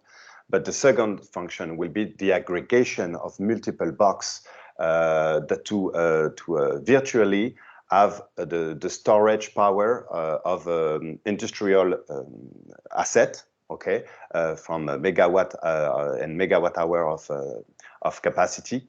And so on the cloud, we are going to have the algorithm and all the control level that you to get this aggregation virtually done, and to virtually have a big industrial asset using all those micro storage capacity. Thank you very much, Fabien. Maybe there are some questions for the other project. Katharina, for DT4Flex, maybe? Exactly. So for DT4Flex, thank you for bringing this solution and with digital twins. I think it's a very interesting perspective. And I have two questions, so I would start with the first one. How many actors in electricity system would benefit from the implementation of this solution that you presented here today? Hi. I will answer for that one. I think that we can all the actors of the electrical network can benefit from this project. Not only the customer, as I saw in the presentation, we can cover all the points of the grid flexibility customer, but we as DSO, we can extract value from this project, but also like new agents like aggregators can extract value, or maybe new companies, agents that can extract value from the data we have from the grid, and we can provide them with that data in order to create, for example, applications to have for the customers. Also technological partners. I mean, it's a whole system. Okay, thank you, Paul. Another question I have is, does the solution rely on existing full independence network models as digital twins, or does it estimate the grid model based on assumption? Have you run pilot tests with some real DSO data? Yes, I can answer this question. Well, actually, at this moment, we follow an exact model of the network approach. So we have confidence on using the data from the DSO about the full impedance network. And we don't actually estimate the grid model, because we think that with the approach that we follow, which is foreseeing the congestions in phase in any cable, or problems in voltage deviation in any nodes, it is important to use a good model of the network. And about the tests, we are now validating the tool with the data from meters and data from advanced supervisors from Cuerva. And also we have spent some time in modeling one part of the network of the living lab. Thank you, Ruben. And I think now it's time for the fever. Yes, Rita, there are some questions about what are the barriers for the deployment of the different solutions. You mentioned some of them, but would you agree that the user acceptance is the greatest barrier from the experience you have in your project? And if that's the case, did you think of ways to overcome this barrier? What sort of proposition we should advocate to customers or energy communities to make the step? Yeah, thanks. Especially in Fever, I wouldn't say that it's one of the greatest barriers, the acceptance of the end user, but in this case, I think so. From what we see in the trial site in Germany, at least, the acceptance challenges is rather at DSO level, where there are employees working very long in the company, knowing the grid very well, and when then the projects come and introduce new solutions, including digitization a lot and automatization, that's I think, yeah, something people can't accept in an instant and need to be introduced to in a slow and in a process where you keep introducing the solutions and also show them what they can bring to the DSO in this case. But in general, I think for when we talk about scaling up, I think also acceptance on an end user level is also there. I can see that many people just don't think about where electrical energy comes from. It's like you plug in your device and that's it. And wherever it comes from, they don't mind. And to create this awareness, I think that it's not just there by snapping your finger, but rather, it needs to be collected by whatever tool or technology. I think that's something we need to show them and also show solutions that enable us to do that. Thank you very much, Rita. I will check if there are still more questions on the Slido. I think we have covered most of them. There was just one remaining one for fractal energy again. Maybe we can take that last one before we wrap up. It was more about the user connectivity. So whether you experienced any interconnectivity issues with smart meters. So yeah, there is two types of connectivity. First, with the smart meters, and yes, we are in the development of our local radio emitter. We have some challenge in terms of duty cycle and power, using power from the smart meter itself. But I wanted also to add, and it was related to your previous question, that on the cloud we will use API to absorb maximum of information coming from external partners, including DSOs, including the weather and all the information that is helping us to pilot the box and aggregate them in the best way, bringing more value to the territories in accordance to the local renewable energy production, for instance. So the Fractal cloud is definitely like a receiver of many multiple external data. Okay, thank you very much. I don't know if you agree, Katharina, but maybe we can finish by asking each project what would be the key message or key takeaway they would like to pass on to the policymakers, academics that will be joining us on the 29th of June, and that will also discuss the value for customers. So maybe if that's okay with you, Rita, you want to also, you've already mentioned the user acceptance, but maybe there is other things that can be done to help you in your project to scale up, or is it on the regulatory side or other aspects? So maybe if you have one last comment. I mean, regulatory barriers are there, but rather on national levels, but on EU levels. So that's something which I wouldn't send to the 29th, but I think a shout out is to let's use digitization to to help make things easy for customers to use them and hide the complexity of the system. Thank you very much. Maybe if we move on to Nikolaus. Yes.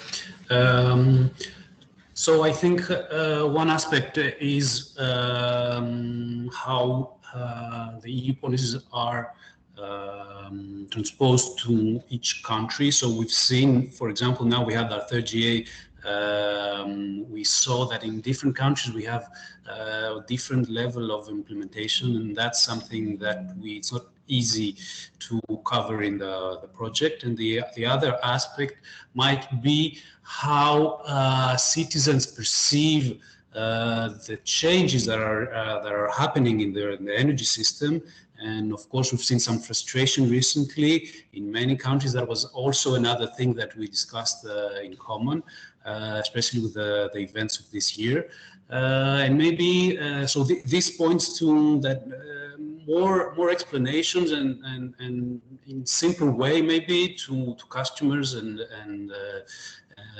so that there is more participation, less frustration, more participation. Okay, maybe for Ruben and or Pablo, I don't know, but very short. Yes, well, from my perspective, I think that it's important to have a specific guideline for local flexibility markets, especially, for example, here in Spain, in which it is not well defined. So for us, it's necessary to know it, because all the solutions that we are developing and all the requirements from the DSO perspective needs to know where is the place in which we are working. And now we don't know too much about this. So for us, this is important. From my side, I will subscribe the words from my. Thank you. Maybe Fabien. Sorry, excuse me. Okay. We lost you. Move forward on new flexibility markets and define how it's going to work and who is going to participate in them. Thank you very much. Maybe Fabien. I will totally agree with my colleagues, and I would just add that as a startup, we are looking for partners for experimentation, local experimentation. So we have a technology, and we need like a local experimentation to prove the value and also promote the technology for the user. That, like it has been mentioned, as of today, users are there is a problem of acceptability, even just information that the technology is available to them. Thank you. Maybe Katarina, you want to wrap up and thank all our participants. Yeah, thank you, Claire. Thank you also for moderating with me this session, and thank you all the participants. I think you give very interesting perspectives on gaining the value of customers on this energy transition and what is needed to be done and the next steps that we should focus. And I hope this discussion will bring today also on the 29 more discussions on this session on the customers, and that you also join us there and come from the technical part to make the bridge with the policy. So thank you all for being here today, and that's it. And I will go for the next session. Thank you. Thank you. So we pass now for the next. Thank you. We pass now for the next session on the value of flexibility. And now for moderating, I thank you, Claire, to join me on the customer. And I ask to invite now Paulius for the session on the value of flexibility, the third session and the last of today from the project session. And please, Paulius, I invite you also to introduce yourself. Thank you, Katarina, and thank you everyone for keeping connected till the last session. I am very happy to see that the number is not dropping. So my name is Paulius Butkus. I am coming from ENTSO-E Innovation section. And today, together with Katarina, we will host the last flexibility session. Flexibility is in general the bridge which will connect all the values of the grid, of a customer, and all the system transition. So in the 5 project presentations today, we will hear how we are developing services, requirements, products, regulations, markets, coordination platforms, which will all together will enable services for provision for TSO, DSO in general, making Repower Europe possible. So I'm happy to see, and Katarina, back to you to start the discussion. Thank you, Paulus. So just a quick reminder, please continue using Slide for putting questions for the projects that we'll have here. And don't be also just, we support you that you vote on the questions that were already put on Slido. This way we can also understand topics that are more interested for you to answer. So now I invite you to the stage, Chris Castles, for the first project that is Coordinate. This project will end soon. And I think it's very interesting solutions and conclusion from the project. And today, Chris will come with some points of the project. So welcome, Chris, and the floor is yours. Thank you very much, Katarina.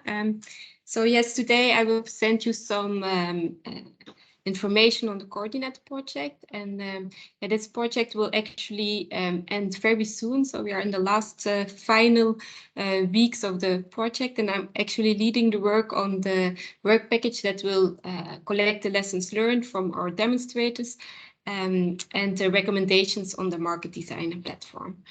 So next slide.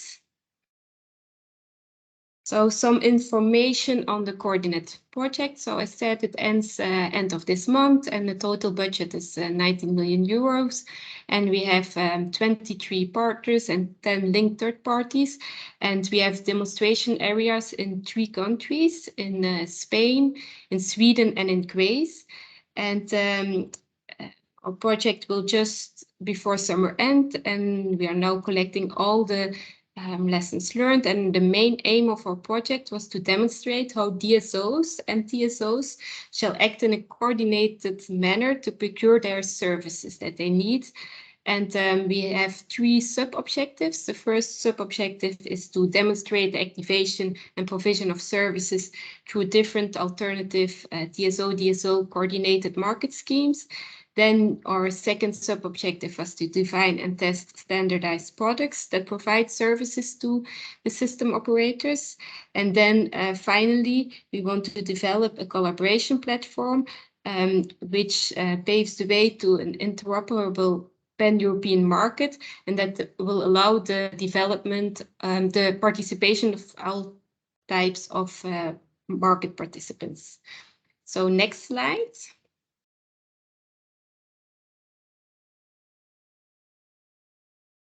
Yeah, there it is. So yeah, what is flexibility in Coordinate? Flexibility is actually really in the core of Coordinate, because we focus on market-based procurement of flexibility by DSOs and TSOs. And throughout the project, we have tested different alternative TSO-DSO coordination schemes and market designs. And we have covered several services, balancing, congestion management, voltage control, and controlled islanding. And all types of flexibility providers have been considered. And we have a main focus on distributed energy resources, because we wanted to unlock new types of flexibility. And these can, of course, very often be found on the distribution grid. So as said, we have 3 large-scale demonstrators, and in each of these demonstration activities, we have tested different products in different time frames and relying on different types of flexibility resources and in different market models. So next slide. And so we also looked at some challenges to scale up. So we started with the demo areas and then looked at the challenges we encountered. So these are some of the challenges that we saw. So one obvious is that you need a regulatory framework which truly supports market-based procurement of flexibility. And we made an analysis of the national regulatory frameworks in the demo countries, but also some other countries. And we noticed that there are still some barriers, although some important steps have already been taken in that direction. And then in addition to scale up the markets that we looked at, we need some further engagement activities and some further awareness raising to involve and educate new types of participants. And then another important learning from actually all our demos is that these new flexibility markets, which have been added to the existing one, should be well integrated within the existing energy and balancing markets, so that they don't interfere with their operation. Then we also saw some other things. So I said in the objective, we started with the objective to come to standardized products, standardized solutions.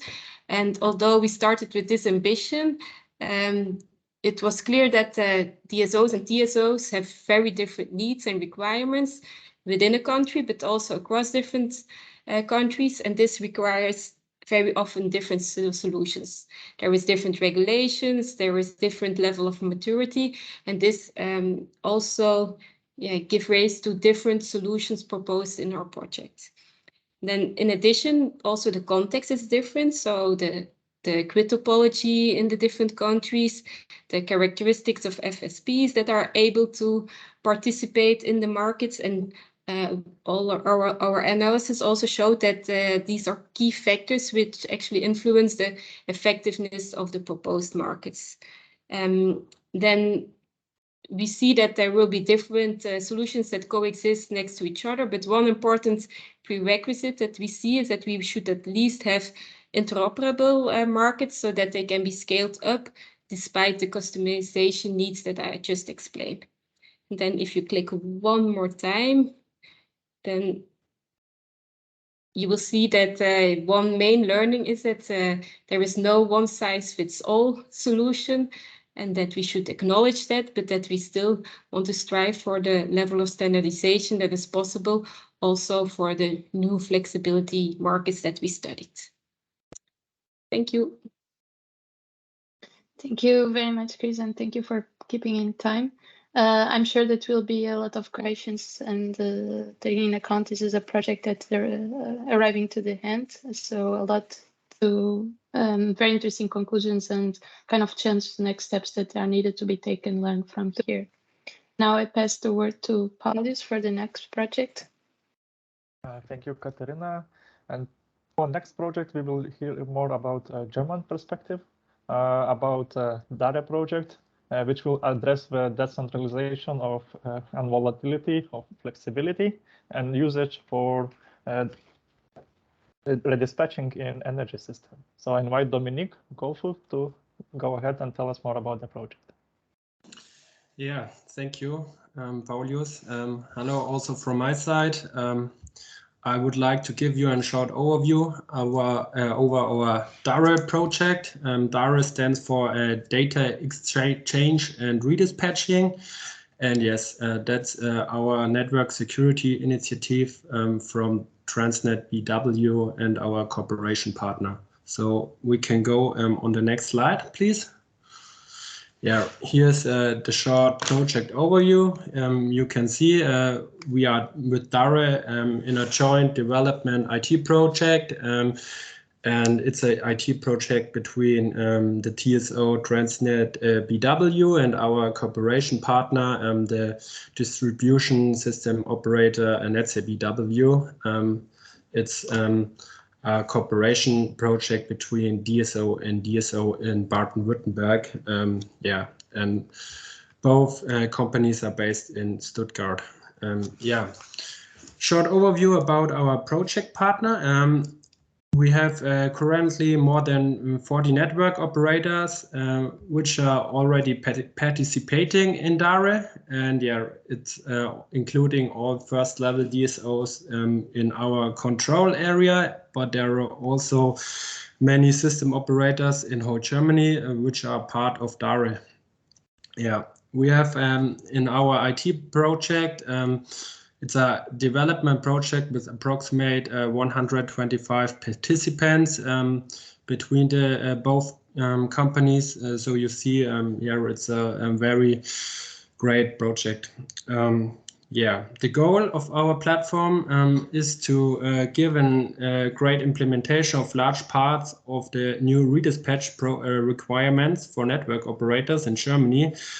And since last year, there's the new regime of redispatch in Germany. And in the past, only great power plants which are over the 10 megawatt sector are participating in the redispatching, but now also smaller flexibilities and smaller renewable energy plants are participating in the redispatch with a level over 100 kilowatts. Sorry. Yeah, and the project timeline from our project, we started with our concept first in June 2018, and now we are in the final IT development and implementation phase. So please, the next slide. Yeah, you can go to the next slide, please. Yeah. No, one. Yeah, now I see the last. Yeah, right. Perfect. We come to the value of flexibility. You see, DARE is, we call it the brain of all voltage levels. We have 4 voltage levels here, and you see the extra high voltage level and then the lower voltage levels. And we want to start with DARE. Includes a comprehensive optimization tool for the cost efficient coordination of redispatch needs and yeah, redispatch assets across all grid levels. And we are with DARE. DARE is the interface between the plant operators on the right side and the system operators on the left side. So, and we developed yeah, optimization tool to use the cost-efficient coordination. So that were the we can go to the last slide, please. Or the pre-last. Yeah, exactly. Here you can see the challenge we want to scaling up. Yeah, and you see. On the extra high voltage level, there are the conventional great power plants, and more of these great power plants go offline from the grid, and smaller flexibilities more and more go to the grid, and there are more and more smaller flexibilities and renewable energies like wind plants or PV shifts. Yeah, and the challenge we want to solve is that there are more and more congestions in the lower voltage levels. So, and here small scale flexibilities are available that we can be used to resolve the congestions in the smaller voltage levels. And yeah, the enormous increase in the number of participants and the high number of generation plants to be integrated lead to a significantly more complex overall systems. And these yeah, complex system needs to a better coordination between the system operators. Yeah, and we with DARE operated a cloud-based IT platform that enables the coordination of the network operators across all voltage levels. Yeah, and that's my pre-last slide, and we can go to the last now. Yeah, thanks you for your attention, and if there are any questions now, you can ask, or we can wait to the panel discussion later on. Thank you. Thank you, Dominique, and indeed, please type your questions in the Slido and we will bring them forward during the further discussion. And with no further delay, I am inviting Katerina to introduce the next project. Thank you, Paulus. So for the next project, we have Universal, the linking activity system management of flexibility markets. And for this, we have today Pedro Marques, the coordinator of the project, to bring us the insights from Universal. Welcome, Pedro, and the stage is yours. We're muted. Yeah, I'm no longer muted. Okay, thank you, Catarina. I'm Pedro Marques from Redes, the Portuguese DSO, and let's go, Catarina. Go ahead. Next, please. Okay, so Universal Project, 19 partners from 8 countries, in very broad number of partners, including DSOs and especially market and platforms and aggregator, and then the research institutes, associations, to solutions providers and as well as consulting. We're ending next year, so we have still 1 year to go. Next, please.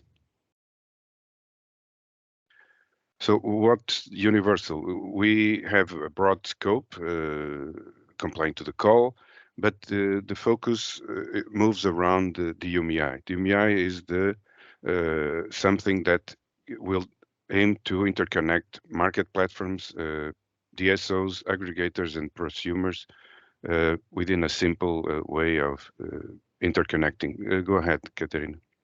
Next. Okay, the central objective is to interconnect all these stakeholders in a simple way, as simple as possible, agnostic and adaptable and modular, relying on REST APIs, and so allowing for each one of the stakeholders to have its own platform and just to have this, use this tool to interconnect between all of us without the need of managed platforms. Next, Caterina. So around the UMI, we'll have, as I said, have a broad scope. We have also been developing a lot of tools for the DSO to use flexibility. We have within the project 2 market platforms, Nodes and Insight, Centrica as an aggregator. And so we have this objective to do this in a near real life way of doing things. Next.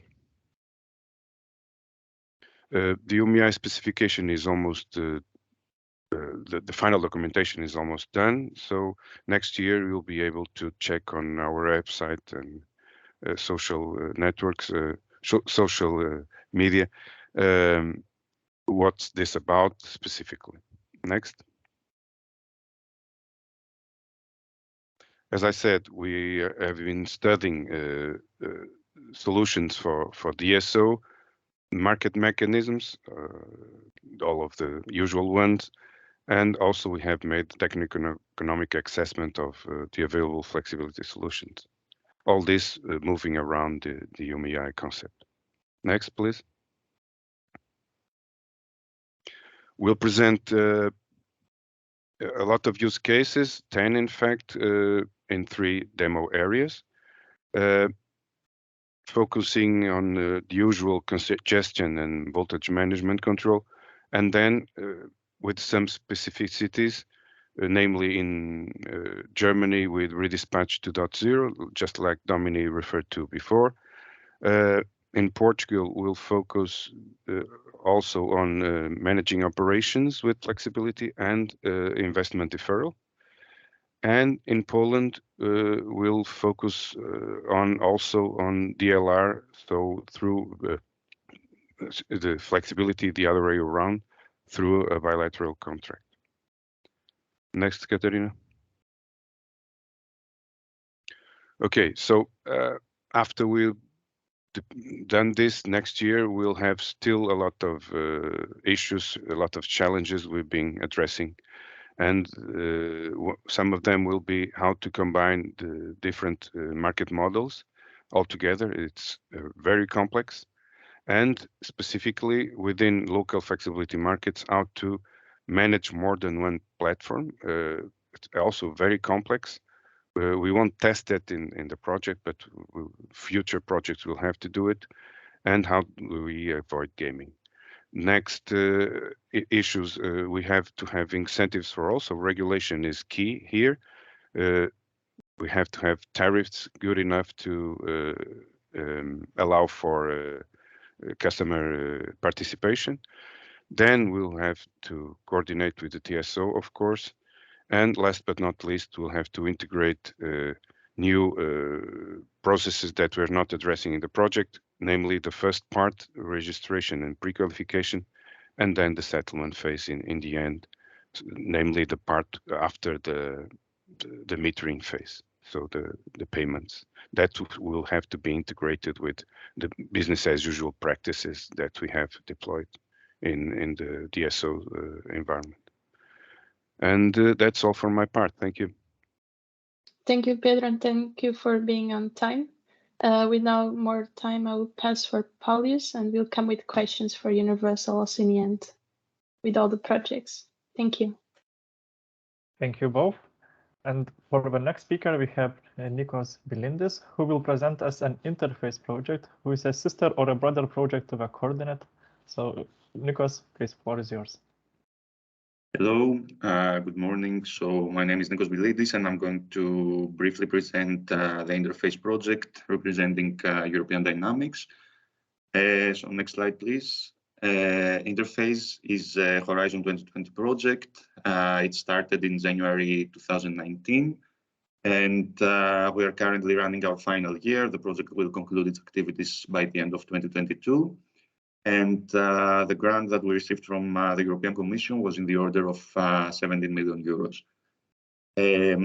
Among others, the most important objectives of the project are to design a common architecture that will allow the interconnection of all energy stakeholders and the markets, the different markets that exist in Europe in a transparent and non-discriminatory manner. Most importantly, to drive the collaboration in the procurement of grid services by TSOs and DSOs, and also to allow the coordination of the system operators with the rest of the actors related to the energy markets. And of course, to create strong incentives for connected customers, especially targeting the smaller consumers, aiming to bring them on board to the energy markets. And finally, to adopt and promote state-of-the-art digital technologies in an effort to aiming to assist the digitalization of the power systems. So interface, all in all, proposes novel market designs and standardized services and products for congestion management, for balancing markets and ancillary services markets. And all these are piloted and demonstrated in 7 large-scale demonstrations that are deployed in 8 different European countries. And all these come together through the main product of interface, which is the EXA platform, which is a common architecture that enables the connection and the data and information exchange in a seamless and secure way between all energy stakeholders, putting extra focus on the system operators and the flexibility service providers, and provides a common space for the coordination of the system operators, integrates with different markets in Europe, especially focusing on balancing and congestion management markets.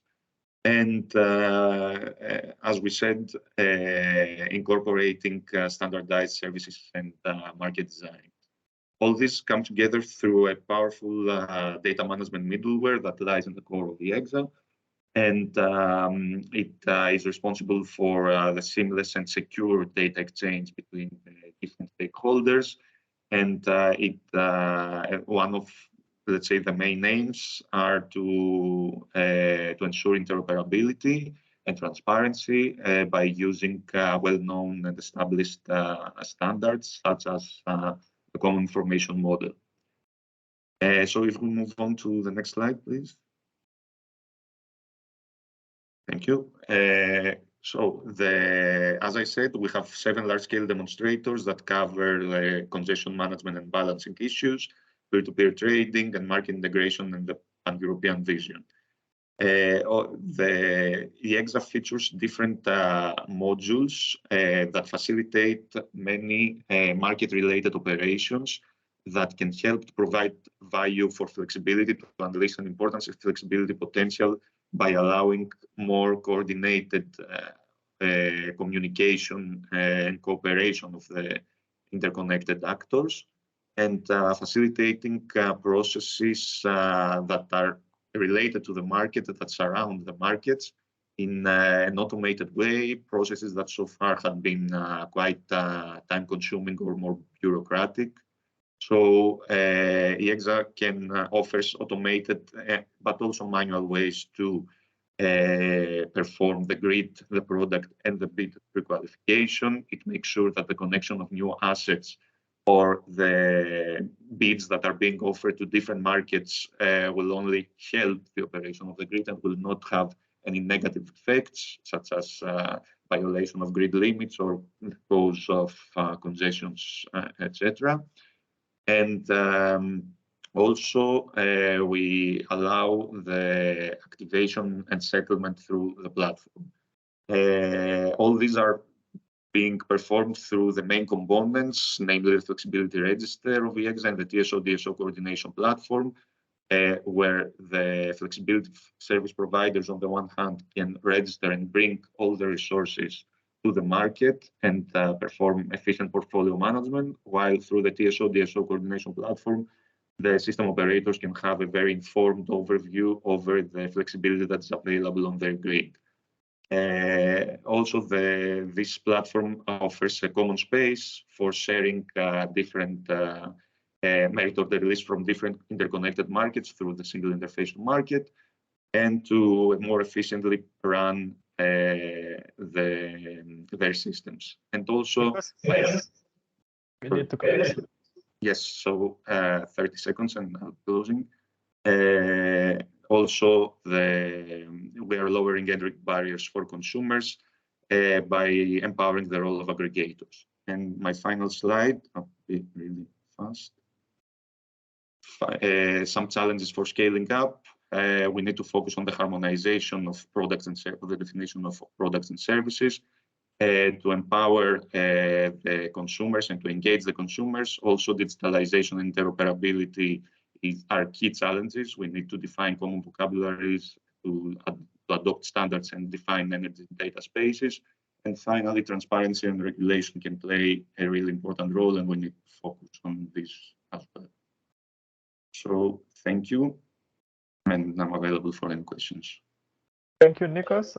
And we see that we are a little bit running out of time, so we invite speakers of projects also to take a look to Slido and answer individual your project questions. And meantime, we invite Katerina to continue.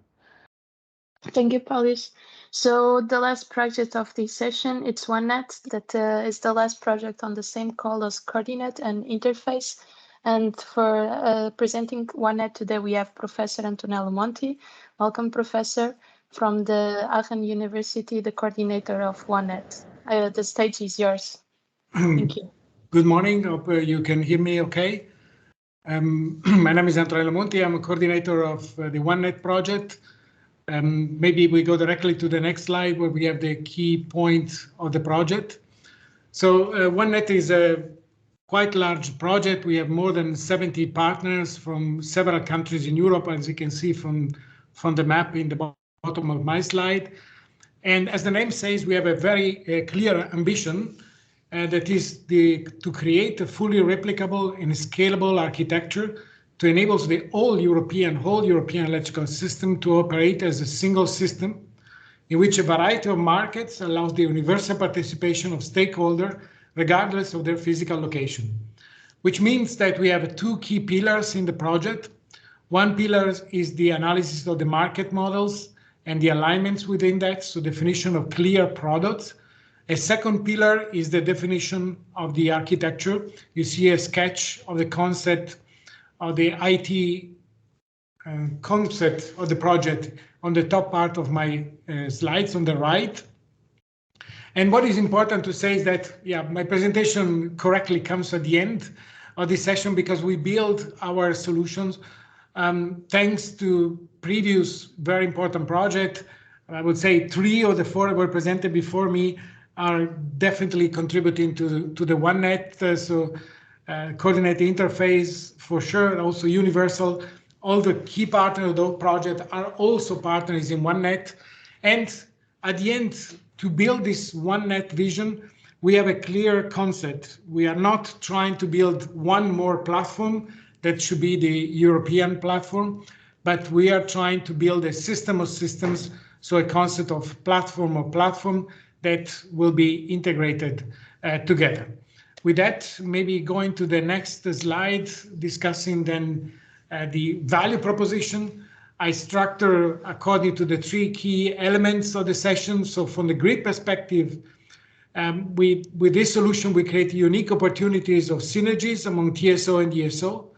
They defining concrete standard for the interfaces and the new service definition.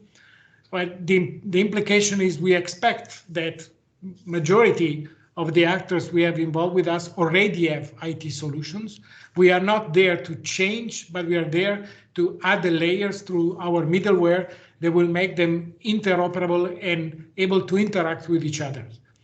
That's very critical for the customers as well, because we remove the barrier to participation. We want to make possible everybody to join everything. We have this concept, we call it multi-multi in all the demonstrations we are doing. And because we want to have possibly as much as possible in our use cases, multiple DSOs, multiple TSOs involved. At the same time, while we are doing that, we select specific IT solutions that guarantee data privacy and data access control directly embedded in the architecture. When it comes to flexibility, these are the flexibility mark at the heart of the OneNet. And the open solution, everything we are doing at the level of middleware will be released as open source. It really enable a digital single market for flexibility. And what is really critical also, and if you want, this could be called the third pillar of the project. With that vision behind, we are also developing a unique set of demonstration that are organized in clusters. And there are 4 clusters in 4 different parts of Europe. The point of the cluster is, as I was saying, in the point of value proposition for customers, is that we have multiple countries involved in every clusters, so that each country will have its own use cases, their own IT solutions, and then the OneNet layer middleware as a glue that really builds this. And we build a regional, let's say, in this 4-part, north, south, western, east of Europe, with some already significant set of participants, but then creating the conditions to be ready for the overall vision of OneNet for Europe. Next slide, maybe. And completing on the challenges, I would say the scale of the project is already quite unique, but some relevant countries are missing. And that's where, for example, the previous presentation is very interesting because, for example, just to make an example, maybe because I live and work in Germany, Germany is not involved as a demonstrator in the project, is involved with research institutions, so my university and also Fraunhofer, but not with demos. So we need to establish links to the other country. We need to survive the project. This is a challenge, I would say, for all the European projects. We all develop great things, and then the risk is that they end with the project. And that's why the open source approach, I think, is a key element, creating a community around the project. The same we heard in the previous session related to the FlexCom that Baum is organizing, but we need to do something on the open source here. For example, things like Linux Foundation can help. And that's why we need a community around the software as soon as possible. And then parallel, while the software gives intrinsically standard, that standard must come as a reality so that we have the real interoperability in place. With that, I thank you for your attention, and I think my time is off. Yes, thank you, Professor.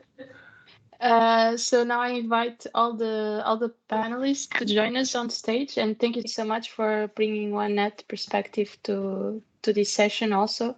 And I will give the word to Paulius to close this session and to make last remarks and the last question. Thank you. I would like everyone, first of all, to thank for the presentations of the projects, and also thank very much for our audience to making Slido very lively. So this is also an opportunity for us to ask again for the presenters of the projects to take a look, especially for the questions referred to all your projects, and answer them on the Slido so that people don't keep hanging. And meanwhile, for the closing remark, we will go around about of the table with one question to all of you. And we would like to ask you, how do you address the regulation challenges in your project so that there will be upscaling of your solution when the project is closed? And which will be the question then that you will prioritize to be discussed in the panel discussion for value of flexibility on 29th of June for policy session of the InnoGrid? So I will go ahead and I will invite Chris to start the discussion. Yes, if I can first answer to the first part of your question. So yeah, somehow we have different involvement of regulators in the project. So what the demo leaders and demo partners, they had active discussions with their national and regional regulators and their demonstrators to really focus on their country point of view and bring the main lessons to their regulators. And actually one of our final deliverables now, which we will present during our final event this week, is a roadmap towards new market design. And this roadmap actually gives all the policy recommendations on the market solutions that we worked on. And for us, this is the main input to the policy discussions. And aside from that, there is also stakeholder involvement, including regulators in all our activities, and our system operators in the project are also active in the scene to give inputs to the network codes. So this is mainly how it's done. I don't remember, sorry, the second part of your question was? What you would like to have discussed in the policy session of InnoGrid? So I think from the coordinate point of view, what would be interesting, so we have focus on DSOs and DSOs, with DSOs having market solutions which are already harmonized, for which already quite some standardization and regulation is in place, while DSOs are still innovating. So for us, it would be interesting to know to what level now freedom should be given to the DSOs to develop their solutions, or whether there should be, and which type of regulation should be accompanying this. Thank you, and thank you. And then we go to Dominique for your reflections. Please make it brief. Yeah, thank you for your question. From my side, a great point is to discuss what are the regularity objects in the future, which includes the smaller flexibilities under the 100 kilovolt level, and more e-mobility is becoming bigger, and there are many e-vehicles that can be also used, for example, to solve congestions in the smaller grid levels. And yeah, that's a great point to discuss because there's no regulatory for now. And I think one other point which is becoming more and more important is the cooperation between the DSOs in whole Europe with the TSOs in Europe. Yeah, it's from my side. Thank you. Thank you. For the next, Pedro, we will invite your reflections. Yeah, a couple of reflections. One of them relates to the UMI concept and what we're trying to bring here. If we wait for the whole standardization of flexibility, we won't do this until 10 years or something. And so if we want to accelerate the flexibility uptake, we need to have simple solutions and intermediate solutions, and don't wait for the whole standardization package to be ready.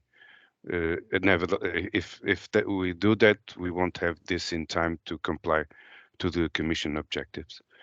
Besides that, we in the project have been facing some difficulties. A lot of projects probably the same, but we need to accelerate also from the regulation point of view, the advantages, the financial advantages for all the stakeholders to go forward, meaning the market platforms, aggregators, and last but not least, the customer. So regulation must accelerate also on this stage to allow for real advantages, real incentives for all stakeholder participation in flexibility. Otherwise, again, nothing will happen for a long time.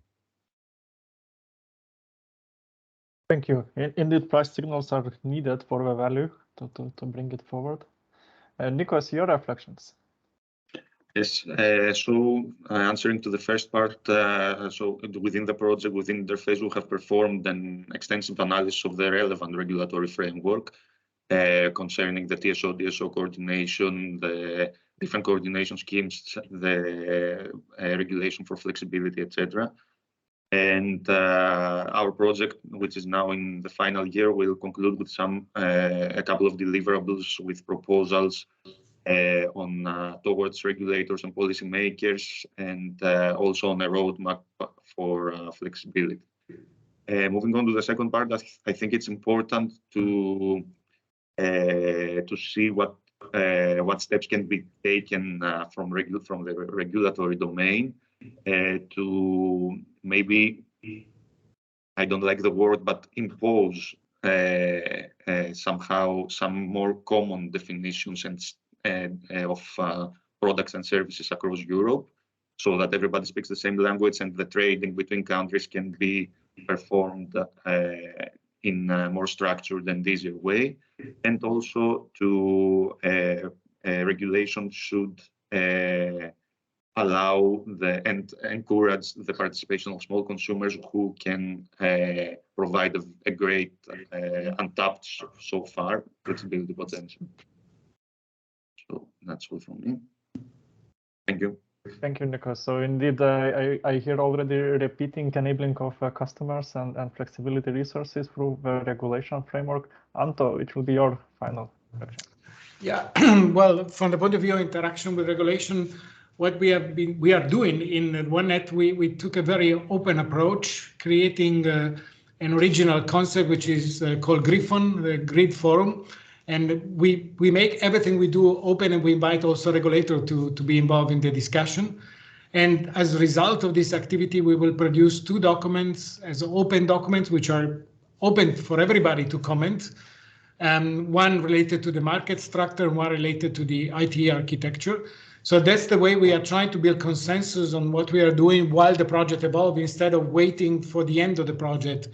And I think this should be a way to speed up the process to bring from, let's say, research innovation to real life and then standardization and regulation. Concerning the second part related to the hot topic, I will refer to my own slide. So I put at the last point this challenge on interoperability in software solutions. I think speeding up this process, that solutions developing software become public and then become standard, is to me one of the key elements to make this digitalization a reality, at least at continental level, not just locally. Thank you, Anton. And Katerina, I will give you a final remark to close the session. Thank you, Paulius. First of all, thank you all the projects that were on this session today. I think we had very good perspectives of projects that are now arriving to the end of their activities, and some that you still have work to do. So we learn also from this session with all the projects, and taking from the first note that Paulius made in the beginning, the value of flexibility really brings the bridge between the two first sessions discussed here today. And I believe that the points now that you make on regulation and standardization and what is needed to be done in order to put these innovation solutions that we are designing here on projects on the current grid, it's something that will come for sure in the discussion on regulation on the 29th of June. So I will be also happy that you join that discussion and bring your perspectives from today here with the panelists that we have on the 29th. And so one last thank you to all, and for the co-moderation from you, Paulius, also thank you. And now I will pass the word to George Panukus, from Policy Officer from DG Energy European Commission, to make also this perspective regarding these innovative projects. So welcome, George, and the stage is yours. Thank you. Good morning, or actually good afternoon already. My name is George Paunescu. I work at the Directorate General for Energy at the European Commission, in the unit that manages our files on research, innovation, digitalization, and competitiveness. I wanted to start first by thanking the organizers, EDSO and ENTSO-E, for inviting me today. It is really my pleasure to address these concluding remarks. But also allow me to congratulate the organizers and to all of you, all the projects and presenters, for this excellent session. It was full of substance, and I found it with lots of food for thought, so it really kept me glued to my screen. And I think this also lays the ground quite nicely for the upcoming policy session. And also, it really raised the bar and the expectations from that session, I think. So I'll start by looking at the title of this year's InnoGrid meeting, Mission Acceleration. I think this fits acceleration mode, fits very nicely with what's happening now and the mode set by REPower EU plan. We need to accelerate our energy transition because there is a double urgency to transform Europe's energy system. We already had to tackle the climate crisis and reaching our decarbonization goals. And now we have a new and very strong driver to reduce drastically our energy external dependencies, in particular of Russian gas. A few comments from the meeting today. I heard really extremely interesting insights on the issues that were targeted for finding the solutions and raising discussions on technical implementations, but also very importantly on the challenges faced.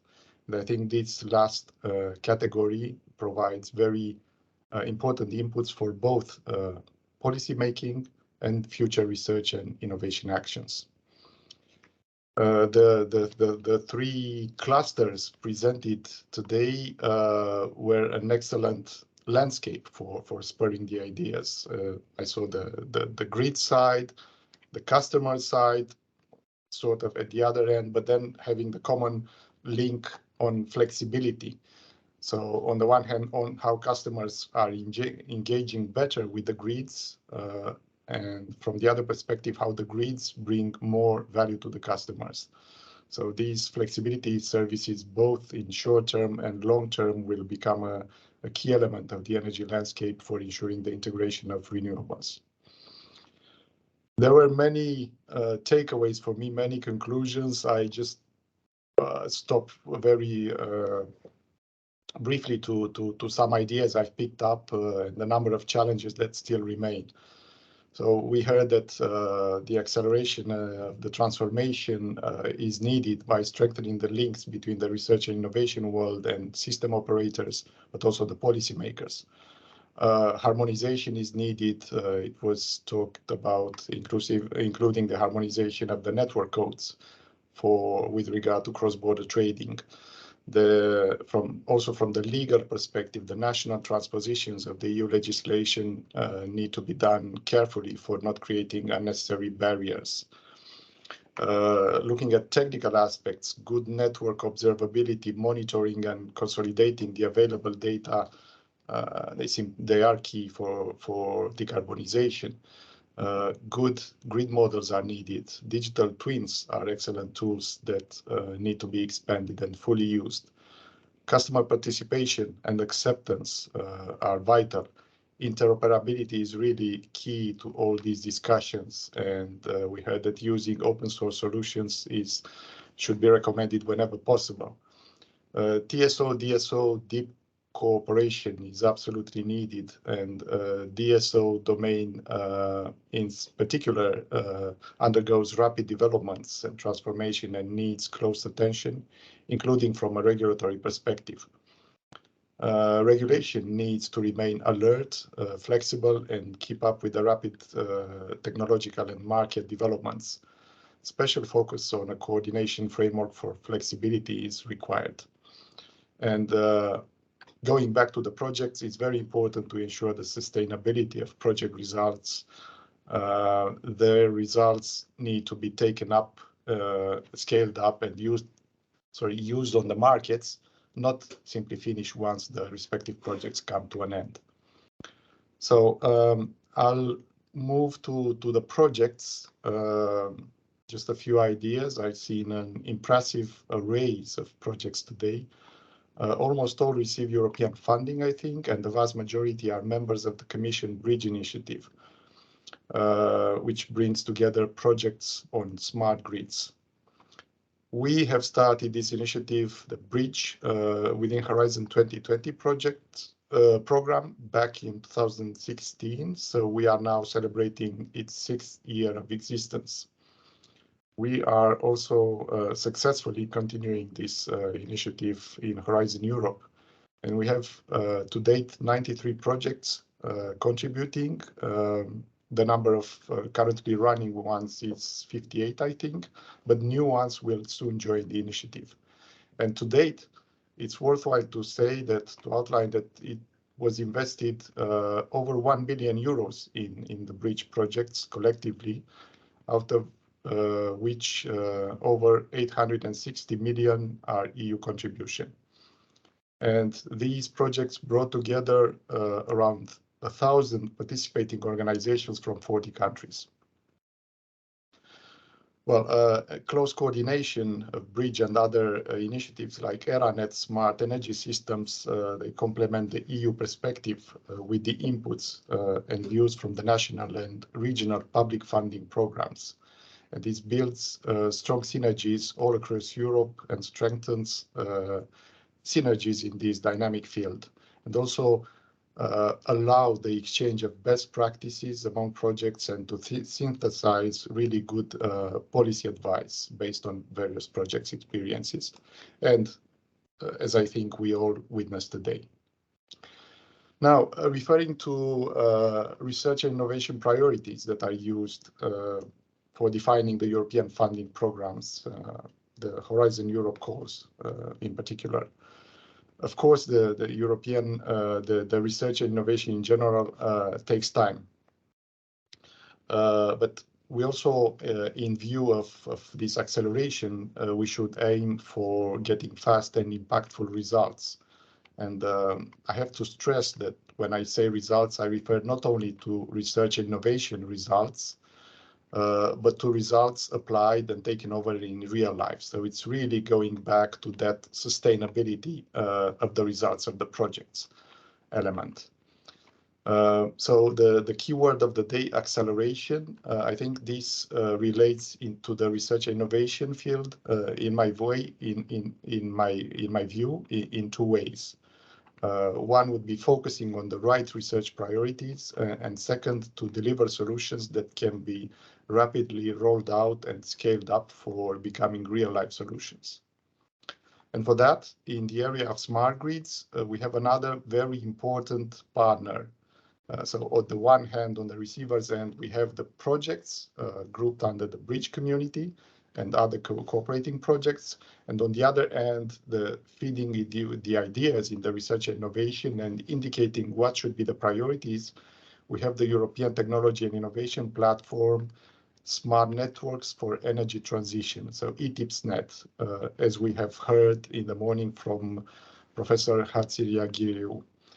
ETIPSnet produces sound advice regarding these research priorities and their vision towards 2050, the 10-year roadmaps they produce, and the detailed 3 years implementation plans provide valuable input for Commission services in planning and preparing the Horizon Europe course. And I think it's the same for the member states when defining the national research and innovation programs. Now, I'll move to my final considerations for today. And let me recapitulate some of the key aspects, some which were clearly presented, some which were rather implicit in the presentations.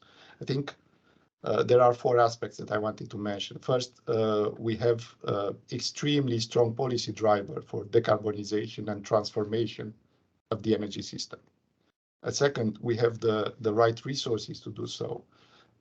If I look at the financial resources, the Green Deal strategy objectives are being funded by around 1/3 of the EU's total budget, total financial resources of 1.8 trillion euros. And these are carried out under the 7-year budget, 2021-2027, and the Next Generation EU Recovery Plan. So really that's something impressive. And as we saw today, we have the right delivery mechanisms, starting from the prioritization of research and innovation, all the way down to project implementation and following that up with the policy advice. And I must say here that the Commission, we really listen to the input and advice we receive and do our best to act upon it. For instance, you might know that we have started the process for developing a network code on demand response. And I saw this as a really important aspect outlined today. And also, this autumn, we intend to publish an action plan on digitalization of energy with quite a lot of things to be addressed. But you'll see that it also includes consideration on data exchanges, which we saw that are so badly needed, and mechanisms for improving interoperability. And also the ETIPSnet, our partners, the multi-annual implementation plans on the other end of the spectrum, they continue to adapt and follow the policy developments and the policy cycles and take on board the new challenges when refining their future advice. And fourthly, regarding these overall aspects, I think it's clear we have excellent projects with lots of ideas on how to proceed with the transformation of the energy sector and the evolution of the grids and strengthening the prosumer roles and participation, etc. So let me conclude by saying that in view of all these, I feel quite optimistic with regard to the future and the ongoing transformation of the energy system. But for that to happen, I look forward to continue to see the same level of active participation I've seen today, the same level of partnership I witnessed for the full decarbonization and an effective transformation of the energy systems. We clearly need to mobilize all available resources and use the best solutions and technological innovations. So I end by saying that I look forward for the policy session to take forward these ideas started today and build on the excellent start of today. Thank you. Thank you very much, George, for a very comprehensive and excellent conclusion to this session.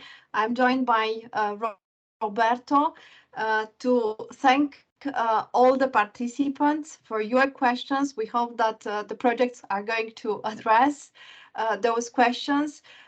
We also thank the speakers and the colleagues, moderators, as well as, I have to say, Roberto, our 2 associations, our people in the association, Paula, Katarina, Andrei, Claire again, and also Paulus, Laurent. So thank you very much.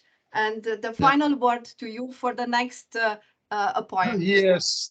Well, the next appointment is end of June for the policy session, and a particular thank to the Commission for having acknowledged the big effort that is behind all of this project that are really contributing to guarantee the transition, increasing the value of grids, and increasing the value of all the provisions that are set in place in order to guarantee it. Thank you very much again. Thank you very much, Norella, for the good cooperation this year as well, and looking forward to edition number 12. And it will be even richer and even more interesting. Thank you very much.